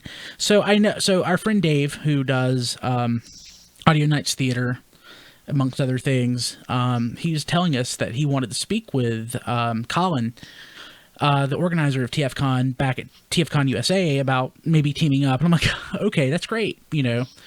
I'm sure he'll jump on that. I didn't honestly think that anything would come of it. Well, shows me. Never underestimate Dave. That guy is the man. I love that guy. He and Eric have been in talks, and looks like it's going to happen. It's October 16th through 18th. It says Charlotte, but it's really Concord. That's outside of Charlotte. It's a suburb. but it's not the same way that BotCon is in Chicago, but not Chicago, right? It's I'd say it's about 30 minutes. So Concord, depending on time of year, it's probably 30 minutes out of Charlotte. So it's similarly finger quotey in terms of being part of that. But city. not near as much. No. Like And- any time of the year, you'll be doing an hour easy But from Chicago to BotCon. The main difference, okay. the main difference is like the airport and everything is easily accessible from that place. Gotcha. So, yeah, it's very much in the Charlotte metro area. Yeah. And of course, we're going to invite everybody down here because in North Carolina, we have the best barbecue, we have Bojangles, and we have Cheerwine. I took Diecast to Bojangles. He wasn't crazy about it. Well, then he's I wrong. didn't no, because I've gone to Bojangles. We have Bojangles around here. I don't like Bojangles. Well, then you're both wrong. Yeah, I he did I like don't think Cookout so. though. If it He was loved just Cookout. Okay, If it that helps. That does help. if it was just Diecast, I would say yeah, he's just wrong. But since I'm saying it, then there's some actual credibility here. That's true. So now And on, I just modesty. got to get XP And to modesty. agree with everything I say, and I'll be good. As much as I Good hate to luck. agree with Diecast on anything, yeah, Bojangles isn't that great. I love Bojangles. Okay, so It's just not that great. and I it have not shows. been to one since they left Maryland like 20 years ago, so Well, what'd you think of it then? I liked it, but I was small, so you I like a lot of dumb things when you're small. I can't say one way or the and other. I don't want to go too far into the Jolanda discussion, but I think of all the meals that Diecast and I had with each other, at least 5 of my meals involved gravy. And Which is biscuits. absolutely nothing wrong with that. Yeah. So okay, but yeah, so Charticon, not Charticon, TFCon is going to be in Charlotte in coordination with again some of the folks from Shardicon. We love Shardicon. All of us went except for Don, who was the second closest to the convention. Don wasn't there. Triplet wasn't there. The two people out of anybody who should have been there. Yeah, I know. I could not get off work. I know, Don. I'm giving you crap. Do you think we can get Triplet to this one? I bet he wants to go. There's no reason. Okay, I'm going to this one. There is no reason Triplet, who lives an hour closer than I do. Wait, Don. Triplet's a hermit. That's true. Don. Like to get from where you live to Charlotte, do you have to go near where Triplet lives? No. Not He can if I go to riding with Brian, yes. See, what you but need to there's no do reason is for you to Meet do him that. there, no. no. There is a reason. I'm getting to that. Don, you need to go and kidnap Triplet. Oh yeah. But basically, Don you're big enough to do it. Don just needs to get on 85 and stay on 85, and he's there. He doesn't even need to come anywhere near me. Like Don, Don't come near me, Don. The Triplet's doorbell will ring. He'll open the door. Don will just grab him and throw him over his shoulder and go back to the car and just drive into Charlotte. Yeah. There you go. Or I could just stick Massey on him. Yeah. But Massey doesn't attack anybody who's not you. That's kind of a bad plan. Yeah, that'd just backfire. I mean, Yeah. But we're looking forward. I think most of us, or all of us, are going to definitely try to do that. I know Rob Springer's going to do that. I think Rob's actually opting to do this now instead of BotCon. So Yeah. Shorter trip. Shorter trip. A little bummed about it, but because we were all going to be at BotCon. So now it looks just like most of us will be at BotCon. Way to ruin it, Rob Springer. Thanks, Way to Rob ruin it. Springer. Thank you, Rob Springer, Rob for ruining Springer's BotCon. At this moment, you are not awesome. Okay. So Challenge of the GoBots Volume 2 available on DVD, and it features that RoboForce special. I forgot who it was. I guess it was Crazy Steve, or it might have been somebody else. Notified us about this a few weeks ago that this was on the horizon. So I would pick that up. I wonder if there's a place you could order that from. Thank you. Hey, you could get that from Amazon. You could go to our website, go to tfradio.net, and click on the little Amazon logo, and it'll take you there. Won't cost you any more, and a few cents will go our way. It's pretty awesome. I love it. It helps us out. It's the easiest, simplest, best way to help us financially. It helps keep this podcast afloat. Now we have a lot of podcasts, so We need more help. Yeah, we need more help. So, or you can go to tfradio.net/Amazon. And thank you so much to everybody who's doing this. I don't say that enough. People are like helping us out quite a bit with this, and it's great. You should join them. tfradio.net. Click on Amazon. There you go. And not only is that a good place to look for, like the animated guidebook that we talked about a few weeks ago. There's some Combiner Wars showing up there. Just no matter what you're looking for, GoBots, Transformers. Yeah, If you want to learn how to give a prostate exam, they have products to help you do that. they do that. Okay, so I feel dirty now. tfradio.net/Amazon. So, Make Toys Hellfire, Masterpiece style, not Inferno. Oh, man, it looks nice. This looks really nice. It looks really Make nice. Toys is going I- all I- out with their masterpiece scale I like figures the right now. robot mode. I like the robot mode, but the fire truck mode looks a whole lot like a folded up robot. So it looks like Inferno. Yeah. So it's maybe two G1 and not enough masterpiece. Yeah. Possibly so. I think I And said that's something to something that you don't- effect in the T-Formers post, even. Yeah, I hadn't seen that. No, it's okay. I'm more amused that we're all kind of thinking the same thing, looking at that. Original Artfire always looked really bad to me for how the colors break down and what G1 Inferno's vehicle mode looks like.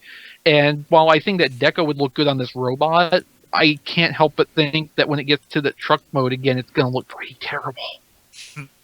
Inferno would look good in color, though. But if you're the kind of person who just displays them in robot mode, this looks fantastic. Now, 99% of my stuff is displayed in robot mode. It takes up less space. I mean, Now, vehicle mode's good for packing them away. Now, hopefully they'll do this, and I mean nothing wrong with the Lawson Art Fire that came out 2 years ago, but if they recolor this as Art Fire, that might also be a nice way to get a representation of the character a lot cheaper than the original G1 version. Which you have done. Yes. Just casually lying about somewhere in your apartment. Don's Actually- got a killer collection. I love it. Actually, it's behind a couple of boxes. It's on display, but it's got some boxes in front of it blocking the sun, so it doesn't. Hopefully, so it doesn't fade, because I don't want that to fade. So the Don, have you ever thought about doing getting a pretty decent camera and doing like a photographic catalog of your entire collection? I think there are people who would like to see that. I would like to see that. Don, at some point, I need to come to your house apartment anyway. Till we could record some reviews and stuff. We could do that. I could bring my D5300, and we could take photos And video with that thing. Yeah. Yeah. Well, you know, when it's got to the point where I'm pulling boxes out of the closet to find stuff to sell, I don't remember buying it. Oh, I'm finding myself with that right now. I'll buy something. Oh, I've been looking for this forever. I get home, and I already have it. So I haven't gotten quite that bad yet, but it's like, you know, I found some Exo Squad stuff that I had forgotten I had, and it was like, nice, sweet. yeah. So I'm definitely. I mean, it's Exo Squad. By default, it's going to be awesome already. Yeah. So new Orbitron, X-ray and gun set. So this is, it's what, a micro little itty bitty shockwave. Yeah, it's a little shockwave figure to be the gun for Orbitron's Bruticus. And it's the thing we were all thinking was going to be free with their not Onslaught. And now they're just like, we're going to charge for it. Yeah. But why give it away for free when they can sell it? Exactly. Yeah, exactly. So, it's, you know, I'm interesting. You know, I believe Diecast and I are the only ones really trying to get the Orbitron set, because I just picked up a Whirlwind this week. And They look really nice, but they're also really expensive. So well, yeah. The problem is, there's not many characters that I want all the incarnations of. I don't really have that problem, except for Bruticus. He's my favorite U.S. combiner. And I hope they repaint that into Battle Gaia. And Ruination. And G2 colors. And I hope both of y'all can go take a long walk off a short pier. Sorry, Don, we don't have any piers around here. Yeah, I'm landlocked, sorry. I'm not. I try not to go toward the ocean. I don't want to. Can't swim. So yeah, that's the third party stuff that we have. He'll be afraid of getting within 100 miles of the ocean in case he falls in. Yeah. Oh, and it's on screws too. He has that problem with toilets also. No, not usually. Hey, let's see here. So, Rob, what else is on T-Formers this week? Okay, this week we have got the Japanese opening and ending to Transformers Adventure, which is such a better name than Robots in Disguise. Yeah. We've also got Singapore Toys R Us are giving out special sticker sheets for Combiner Wars Superion and Menasor that have a lot of, details and, G1-ish details that you can apply to the aerial bots and Stunticons. I really kind of want to see pictures of the figures done up with these stickers just to see how it looks. Yeah, I love these figures, but they could definitely use some stickers. Yeah. I heard before we started the show that Robot Kingdom might be looking into distributing these somehow. Probably cool. Spend X amount of money and we'll throw in a sheet for you while we have them. That's a temptation. Spend X amount of money, pay double the price for shipping, and voila, you have a sticker sheet. Welcome to international shipping, Diecast. Yeah. Yes. Well, see, that's one thing I wish that you see. That's one thing I always liked about Japan, to a degree, is they have these in-store offers. You buy so many Transformers, you get a Micron Legend or a Minicon. I'm just saying we don't get that kind of stuff in the U.S. It'd be nice to have. I mean, we don't even have. I mean, we've all got robot points on stuff we can't use because they haven't done anything with robot points in forever. I just missed the days when you could get like a Melloway figure, and it was something just a little like Omnibots. Heck, they could reissue Omnibots in a 3-pack. That's You know what this sounds like, Don? This And they sounds would like sell- a mini cast.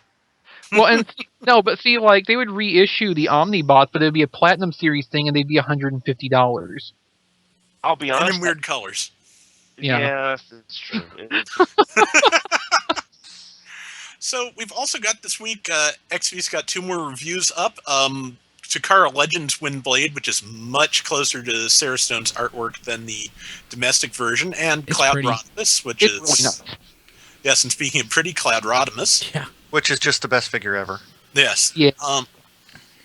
In comics, we've got, I reviewed Angry Birds Transformers #4, which, will not change your life, but it's a kid's comic that was not, done. Nobody's just there for the paycheck. They're obviously paying attention and trying to do a fun comic for kids, and I appreciate that. And of course, the first chapter of Combiner Wars, which the Transformers #39, which we have a podcast for. Heck yeah. Fanboy versus Transformers episode 1. Also on YouTube. Yes, Also on YouTube. Pretty sweet. Awesome. Well, thanks, Rob. sure. So, Diecast, let's just quickly talk about some of the things that we saw at Joanna this weekend. First, I want to point out our panel will be posted Sunday evening, probably about 6 Easternish time. Our topic was how to collect Transformers, and we were joined by, of course, Rob Springer and Dusty Griffin, who he was an illustrator on the Robotech comic back in the 90s, and he's done some official Transformers work as well. And while we were there, Crazy Steve actually made a point to interview him for his podcast. So Crazy Steve loves Robotech. So, but yeah, so man, so I guess I'll just give my thoughts since I was there last year. I thought this convention was much better than last year's. Not that last year's was bad exactly, but this was last year. There was a lot of focus on The Walking Dead. It's technically a G.I. Joe convention and a general toy convention, primarily G.I. Joe. But there was so much Walking Dead stuff last year that it was kind of like, I don't care about The Walking Dead, so it was a little off-putting. But this year, more focused on G.I. Joe, and then some of the other toy lines had quite a bit of visibility there as well. The dealer rooms, Diecast, what did you think about the dealer rooms? They weren't bad. No, they weren't bad. I mean, they had a decent amount of retro stuff, I guess you could say. A lot of Joe stuff, of course, because, it's JoeCon. Mostly 12-inch. Mostly 12-inch. A little bit of Transformer stuff. And Pappy's Collectibles was there. Yeah. And, some other random stuff like the Inhumanoids we saw and the... Carded Inhumanoids. I did see those. Yeah. I forgot about those. Some Power Ranger stuff. So, your normal wide variety of 20-something-year-old shows. So it is definitely a toy convention, so you'll see stuff that's not just like stuff you wouldn't normally see at just a comic convention. So there was toy lines like from the 70s I'd never heard of before. So there's this like Karate Master, like almost like Rock'em Sock'em Robot sort of 12-inch toy line thing that was crazy that this one table had. But they also had like $6 Million Man stuff, and I couldn't help but think of 40-Year-Old Virgin when I saw that. Gosh. So one of the coolest things, so you go to a convention and oftentimes you'll see vehicles that are decked out like famous vehicles, like Diecast drives Bumblebee Camaro. Did somebody have their car made up as a Defiant? Somebody had their F-150 done up in Tiger Force colors. I saw And it that was picture. really It was, nice. It was It was fantastic. amazing. And Yeah. my favorite part was it had all the decals on it that the toy had. So like above the tires, above the wheel well, it said like no step. Then on the back of it, where the Eve thing is, where you can stand on, it says step. The exhaust says above the exhaust says like caution. Yeah. But the detailing on it was so nice. It was obvious that somebody just didn't freehand the thing. It looked it looked professional. I mean, it looked like the thing came that way. It was gorgeous. I wanted that so bad. So let's see here. So, you know, the Transformers panel is pretty great, but that's the only panel other than a Walking Dead panel that I attended. I wasn't too crazy about the Walking Dead, but Rob's girlfriend Kristen really wanted to go to that, so I wanted to hang out with them. The two things I really enjoyed most about the convention, though, I really Diecast didn't, but a lot of times these will have film festivals where people like produce fan films and stuff. And of course, everybody knows that G.I. Joe fans like producing stop motion G.I. Joe animated films. We watched a couple, but one that we watched was this 40s era sort of detective story, and it was really good for what it was. Done in stop motion? It done in stop motion. Cool. And it was really good. I want to find it on YouTube. After the show, I probably will. And one thing I regret not going to last year, apparently there's this local band there that plays Jolanta every year, and they were a lot of fun. They were called, Don? Radio Cult? I wasn't there. Don. I called Diecast Don. I'm sorry, Diecast. You should be I so think you should lucky. apologize to Don, too. I'm sorry, Don. Yeah. I'm not actually sure what their name was. I think it was Radio Cult. Cold Slither. Yeah, they should have done that. They were mostly they mostly did covers, but like the attendees skew a little older because it's 12-inch fans. So watching the older guys get crazy and drunk and go up on the stage and air guitar for like 10 minutes was pretty awesome. I gotta admit. Yeah, I gotta admit that was great.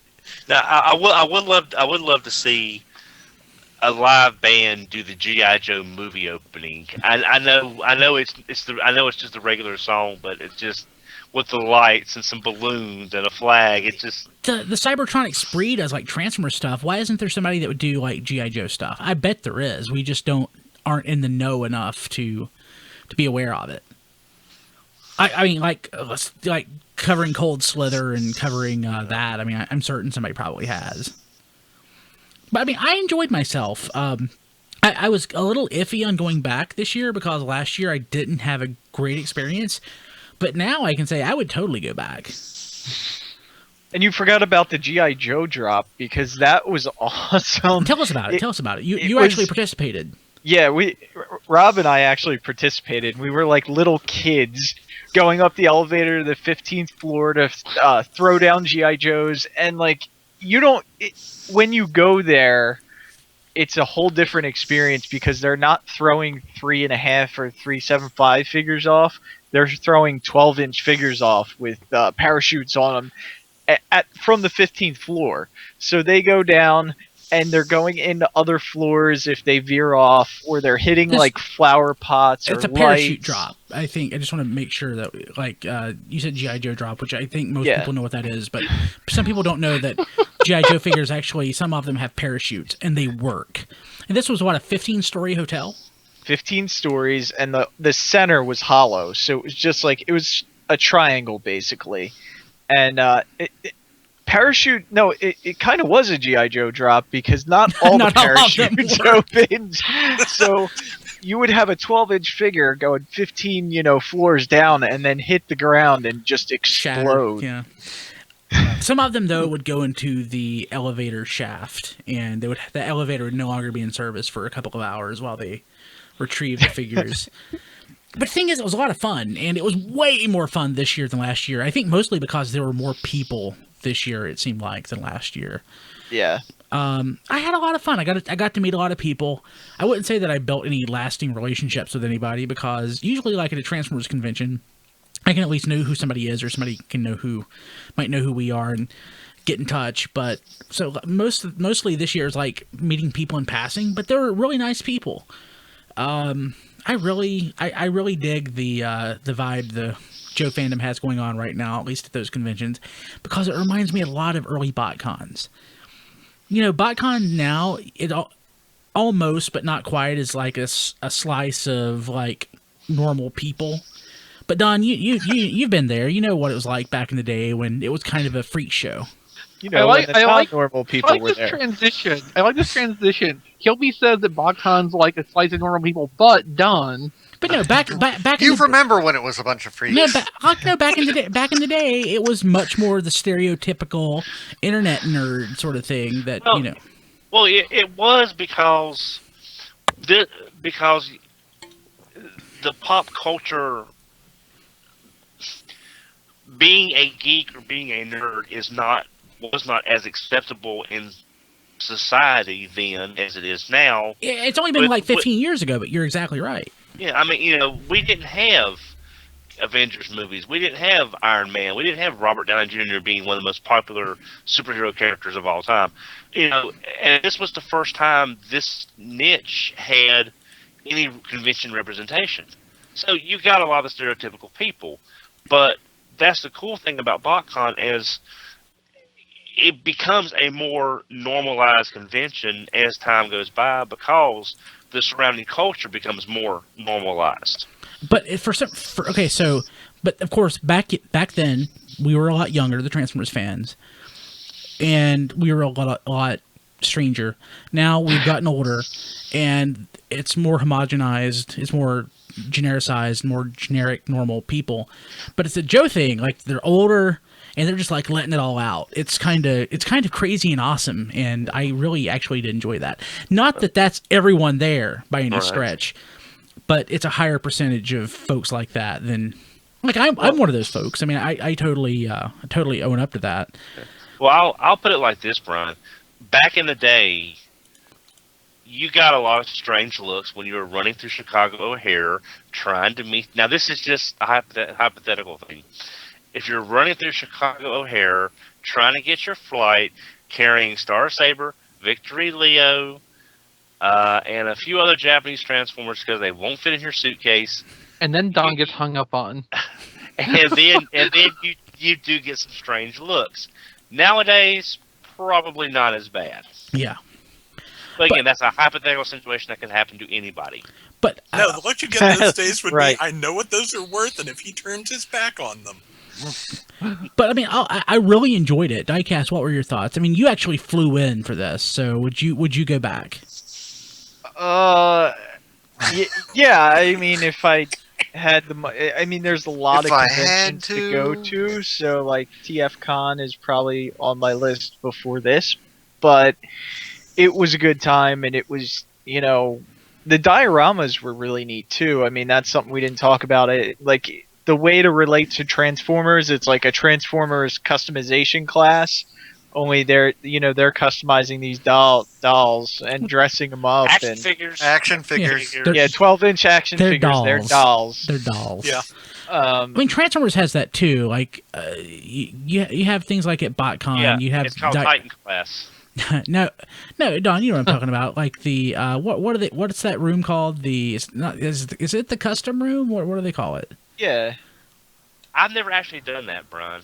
But you know what I'm talking about. Yeah. Where people will create custom Transformers, they'll create dioramas, just like the G.I. Joe fans do. But I think they were really good. The Joe fans have been doing it longer, so yeah.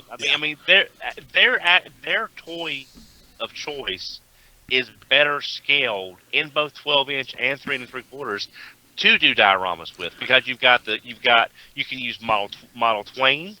Don has a case of whatever I have tonight. So I mean, you know, you can get stuff to make these elaborate dioramas with Transformers, and also scale. With G.I. Joe, everything's in scale with each other to a degree, so you can build around that. With Transformers, I have a friend that does this with Transformers, but he has to Photoshop certain things and shrink certain things and enlarge certain things, and you don't get the epic scale because you can see how all the stuff has been forced into alignment. And I think the biggest advantage that G.I. Joe has is that the base figure they're using, the 12-inch figures, they are customizable. Yeah. I mean, you can take the clothes off, you can give them new accessories, you can put on new clothes. I mean, you can give them new heads. There are so many accessories available for them. You can do pretty much anything. If you want, like the first one I took a photo of, which was still my favorite, was that Breaking Bad diorama. It looked exactly like the characters, and it was pretty great. I mean, yeah, they did a really good job. Yeah. Yeah, I mean, I was getting catalogs with like custom stuff for 1/6 GI Joes back in like 1992. Yeah, So they've been at this a while. yeah, it's pretty impressive. But yeah, I probably would go back. I probably wouldn't if I didn't have a panel, but so we'll see if we're invited back for that. So yeah, man, gosh, I need sleep. So anybody have anything else? No, good. I'm going to bed. So Night, everybody. Good night. So for the guys, I'm Brian Kilby. We will see you next week. Check out the first episode of Transformers Fanboy vs. Transformers. Episode 1, Go to which sleep, Brian. posted today, and There Goes My Money, episode 1, which posted yesterday. Look, we've got a lot of podcasts coming out during the week, so just, keep refreshing. I should sleep. And we're your full-service Transformers podcast. TFRadio.net. You should / Amazon. / TFRadio.net. You should subscribe. Thank you very much. We'll see you next week. Bye. He put himself to sleep. Okay. I should, yeah. Need more caffeine. Yeah, the panel was fun. We had more audience participation than I was expecting. Huh. Yeah. Was it like SharterCon where you had more audience than you were expecting? Oh no. We had a pretty good crowd at SharterCon, didn't we? Yeah. No, that's what I mean. Like, SharkCon was good. more audience than we were expecting I mean, we at had SharterCon. we had it was pretty much a full house, more or less, at SharterCon. It was half full or so, I guess, at the Joe convention, but half full there still isn't that much. But it was a lot of fun. It was a lot of fun. There was some, it was cool to see there were some adults there with their kids. And the kids were excited about Transformers, so. Yeah. Yeah, I mean, At a GI Joe convention. well, grandkids. I mean, why would the kids be excited about G.I. Joe? Yeah, exactly. Exactly. So I was actually, I guess I shouldn't be too shocked because some of the people who came were from the dealers and stuff. But one thing I wanted to make a point was explain the concept of third-party Transformers, because we were talking about how to collect. So we were talking about things you can collect. And one of the options that we brought up were third-party Transformers. And it was interesting, one of the guys there, he collected third-party Transformers, which I fully didn't expect to happen. And he was pretty conversant on the stuff that he had, or that he collected. Fully did not expect any awareness on third-party Transformers, considering the limited number of pieces that are out there. But it's a really big part of the collective consciousness of the fandom right now. I mean, totally shocked by that.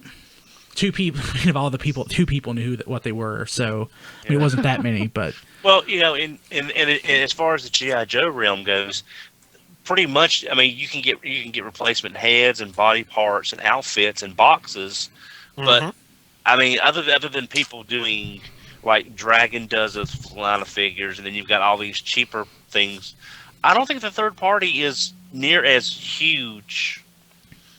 Other than it being like replacement parts and replacement clothes and things like that. well, I mean, third-party with G.I. Joe, it's a different animal entirely. Yeah. Because with Transformers, third-party stuff is trying to make a toy that looks like another toy for the most part. With G.I. Joe, it's, here's a new base model. Here's another 12-inch figure that passes for a G.I. Joe that you can put in a costume. I mean, like the core. There's a 12-inch core figure.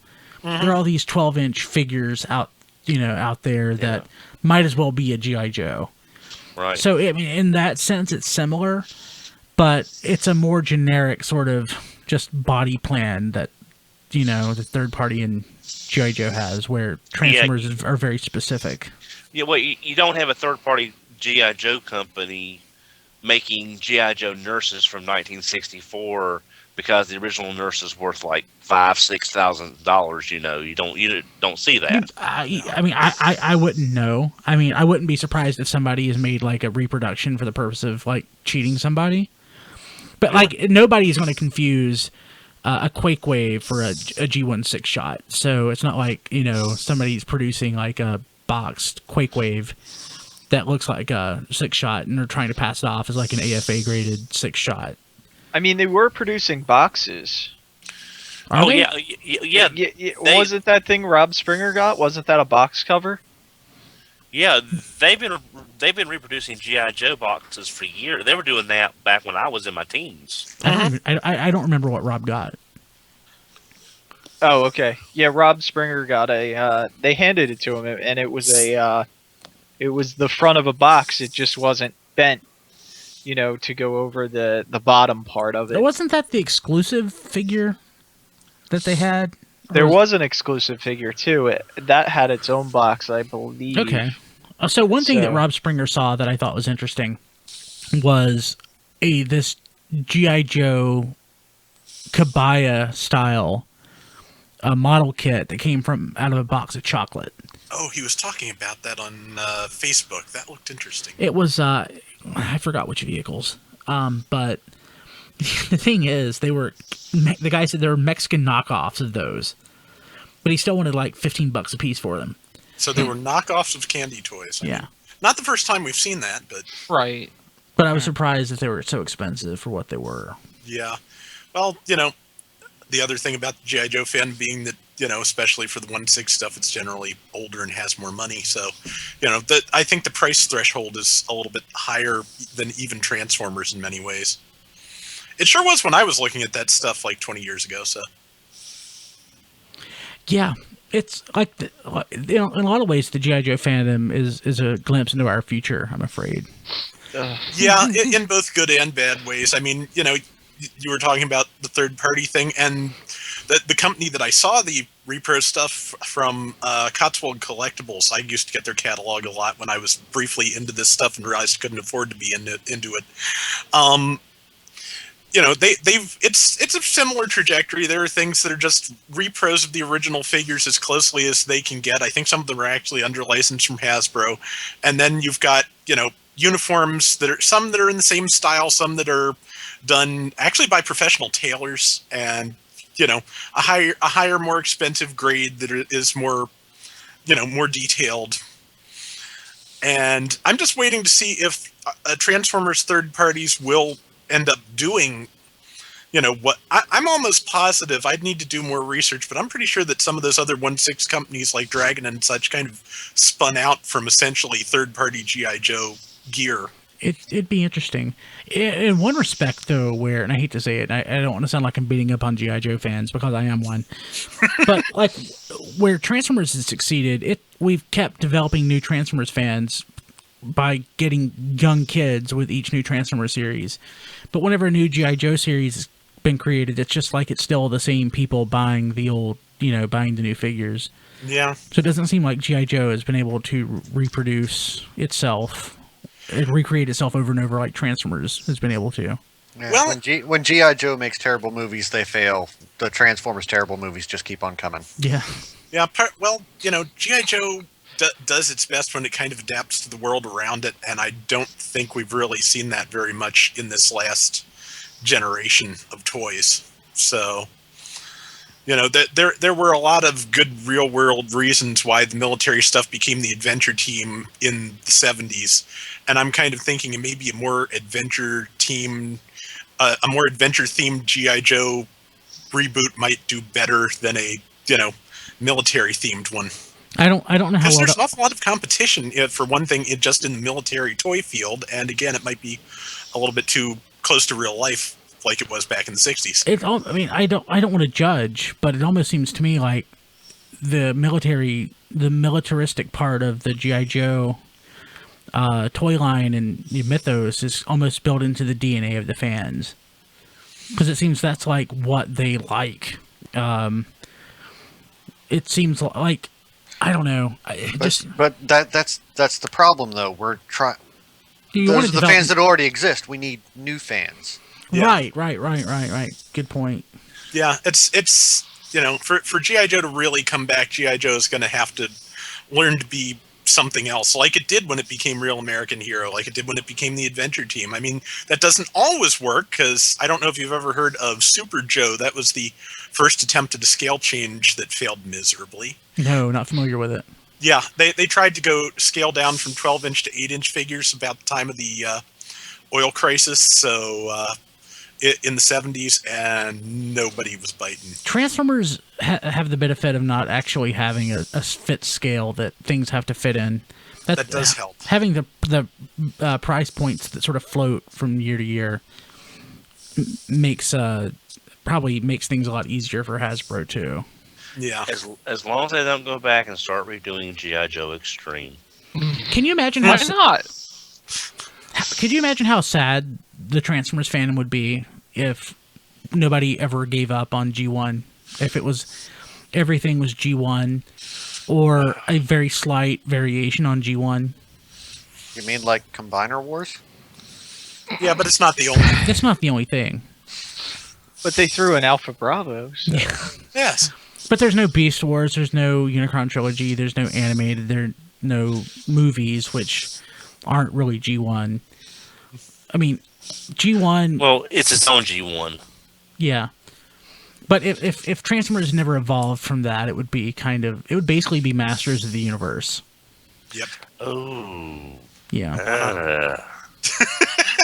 I totally see them doing like someone mentioned like a Human Alliance / G.I. Joe. They could do a full cartoon of just, Transformer, G.I. Joe combined as one. Yeah, one of the guys who was at our panel mentioned that. And we've talked about that on the show. If G.I. Joe / Mask somehow was incorporated into Transformers as Human Alliance, I think everybody would be fine with that.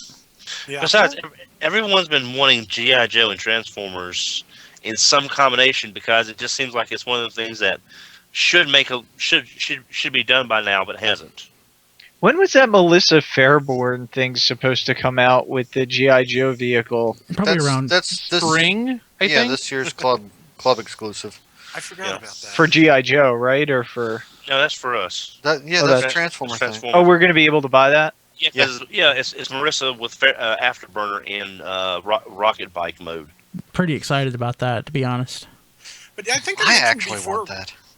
I think I mentioned before when we were talking about G.I. Joe that I think if they wanted to do G.I. Joe and or Mask in the current market, I think the best way, if you were going to do that, would be to do like those Guardians of the Galaxy and Avengers figure, because at that price you can actually afford to have vehicles. How much do those things actually cost? What's the actual retail on them? It's like $7 for a pack of 2. Yeah, for 2 small figures, and I think it's like they want about 10 for like 1 small figure and a small vehicle, I think it is, but I may be misremembering entirely. I saw that Death's Head figure at Target this past weekend for $13. Is that is that their normal retail on that? Not well up At till Target, yeah. That is for me. Well, actually, Crazy. Toys R Us has gone up too. They have been hovering around for the most of their shelf life around between $7.99 and $9.99, and they're starting to go up now. Amazingly, my Toys R Us has Marvel Universe for $9.99. It's the only thing I think in the whole store they're reasonable on. But luckily, they're actually cheaper than Target on Ranger keys too. Oh, nice. But yeah, I luckily I got my Death's Head on sale from Hasbro Toy Shop at the same time I got Brainstorm. So I think I did too, based on like I did earlier when you pointed out it was there. yeah, I think so. I wish I'd have found a Brainstorm. Triplet wants one really bad. Well, if TJ Maxx has it, check Ross too. That's the usual rule. What else is at TJ Maxx and Ross right now? I haven't been to one in ages. I don't think there actually is really anything else. Like all I've heard lately is Brainstorm. Yeah. Whirl and Road. I've seen Whirl and Roadbuster, and I've seen the Michael Keaton Batman, the small Batman figures, the Michael Keaton version. I've seen that there. I've seen the tail-end stuff of Super Mega Force, the Ranger stuff showing up now. But I had to get my Brainstorm from Hasbro Toy Shop as well with the coupon code. I hate that I was never able to get the what was it? The G.I. Joe vehicle, the helicopter. Tomahawk? Tomahawk, yeah. I hate that I was never able to find one of those. I heard that they were there, and I saw the other vehicles. I just never saw that one. Hmm. Interestingly, I saw quite a few G.I. Joe vehicles at Jolanta from recent series that I had no idea existed. Like, must have been like really limited releases on stuff, maybe store exclusives. Man, there's a lot of G.I. Joe crap that just doesn't sell. Yeah. That is kind of the problem. Yeah. Hey Chris, did your stuff from Hasbro Toy Shop ship yet? No. Okay. I just checked mine. The only thing I got from Hasbro Toy Shop so far was Megatron. I checked mine. I'm listed as the same day as you for expected ship date. 327. 27. Yeah. Wait, what did you order? The- Wait. Wave 2 Deluxes. Oh, okay. Yeah. Because I actually ordered them when I was at JoeCon. Oh, really? Yeah. With the coupon code, it's about $10 or $12 cheaper than the most common pre-order price before shipping, and that was free shipping as well. So I'm saving about probably they're 20. They're cheap. Yeah, about 20, 25 bucks on the set. So I'm just waiting for them to get here. That's not bad. Okay. You'll have to hit me up. Let me know when they ship for you, because you actually got your order in on the first wave. Yeah. So. Well, I got mine on the second, because they went out of stock. Then they came back in stock and showing the 27th. Was your show? Okay, so like there was the first batch. All those are supposed to ship 327. Then when they got the second batch in, some of those orders are also 327, but a lot more that came a little later started being 427. Yeah. And I heard some people say they were 327 when they checked out, and when they checked their order status, it was changed to 427, which is why I checked mine, because I was worried that happened to me. Man. I need sleep. Of course I need to put the podcast together. What's this thing that you told Don to get? A new PC.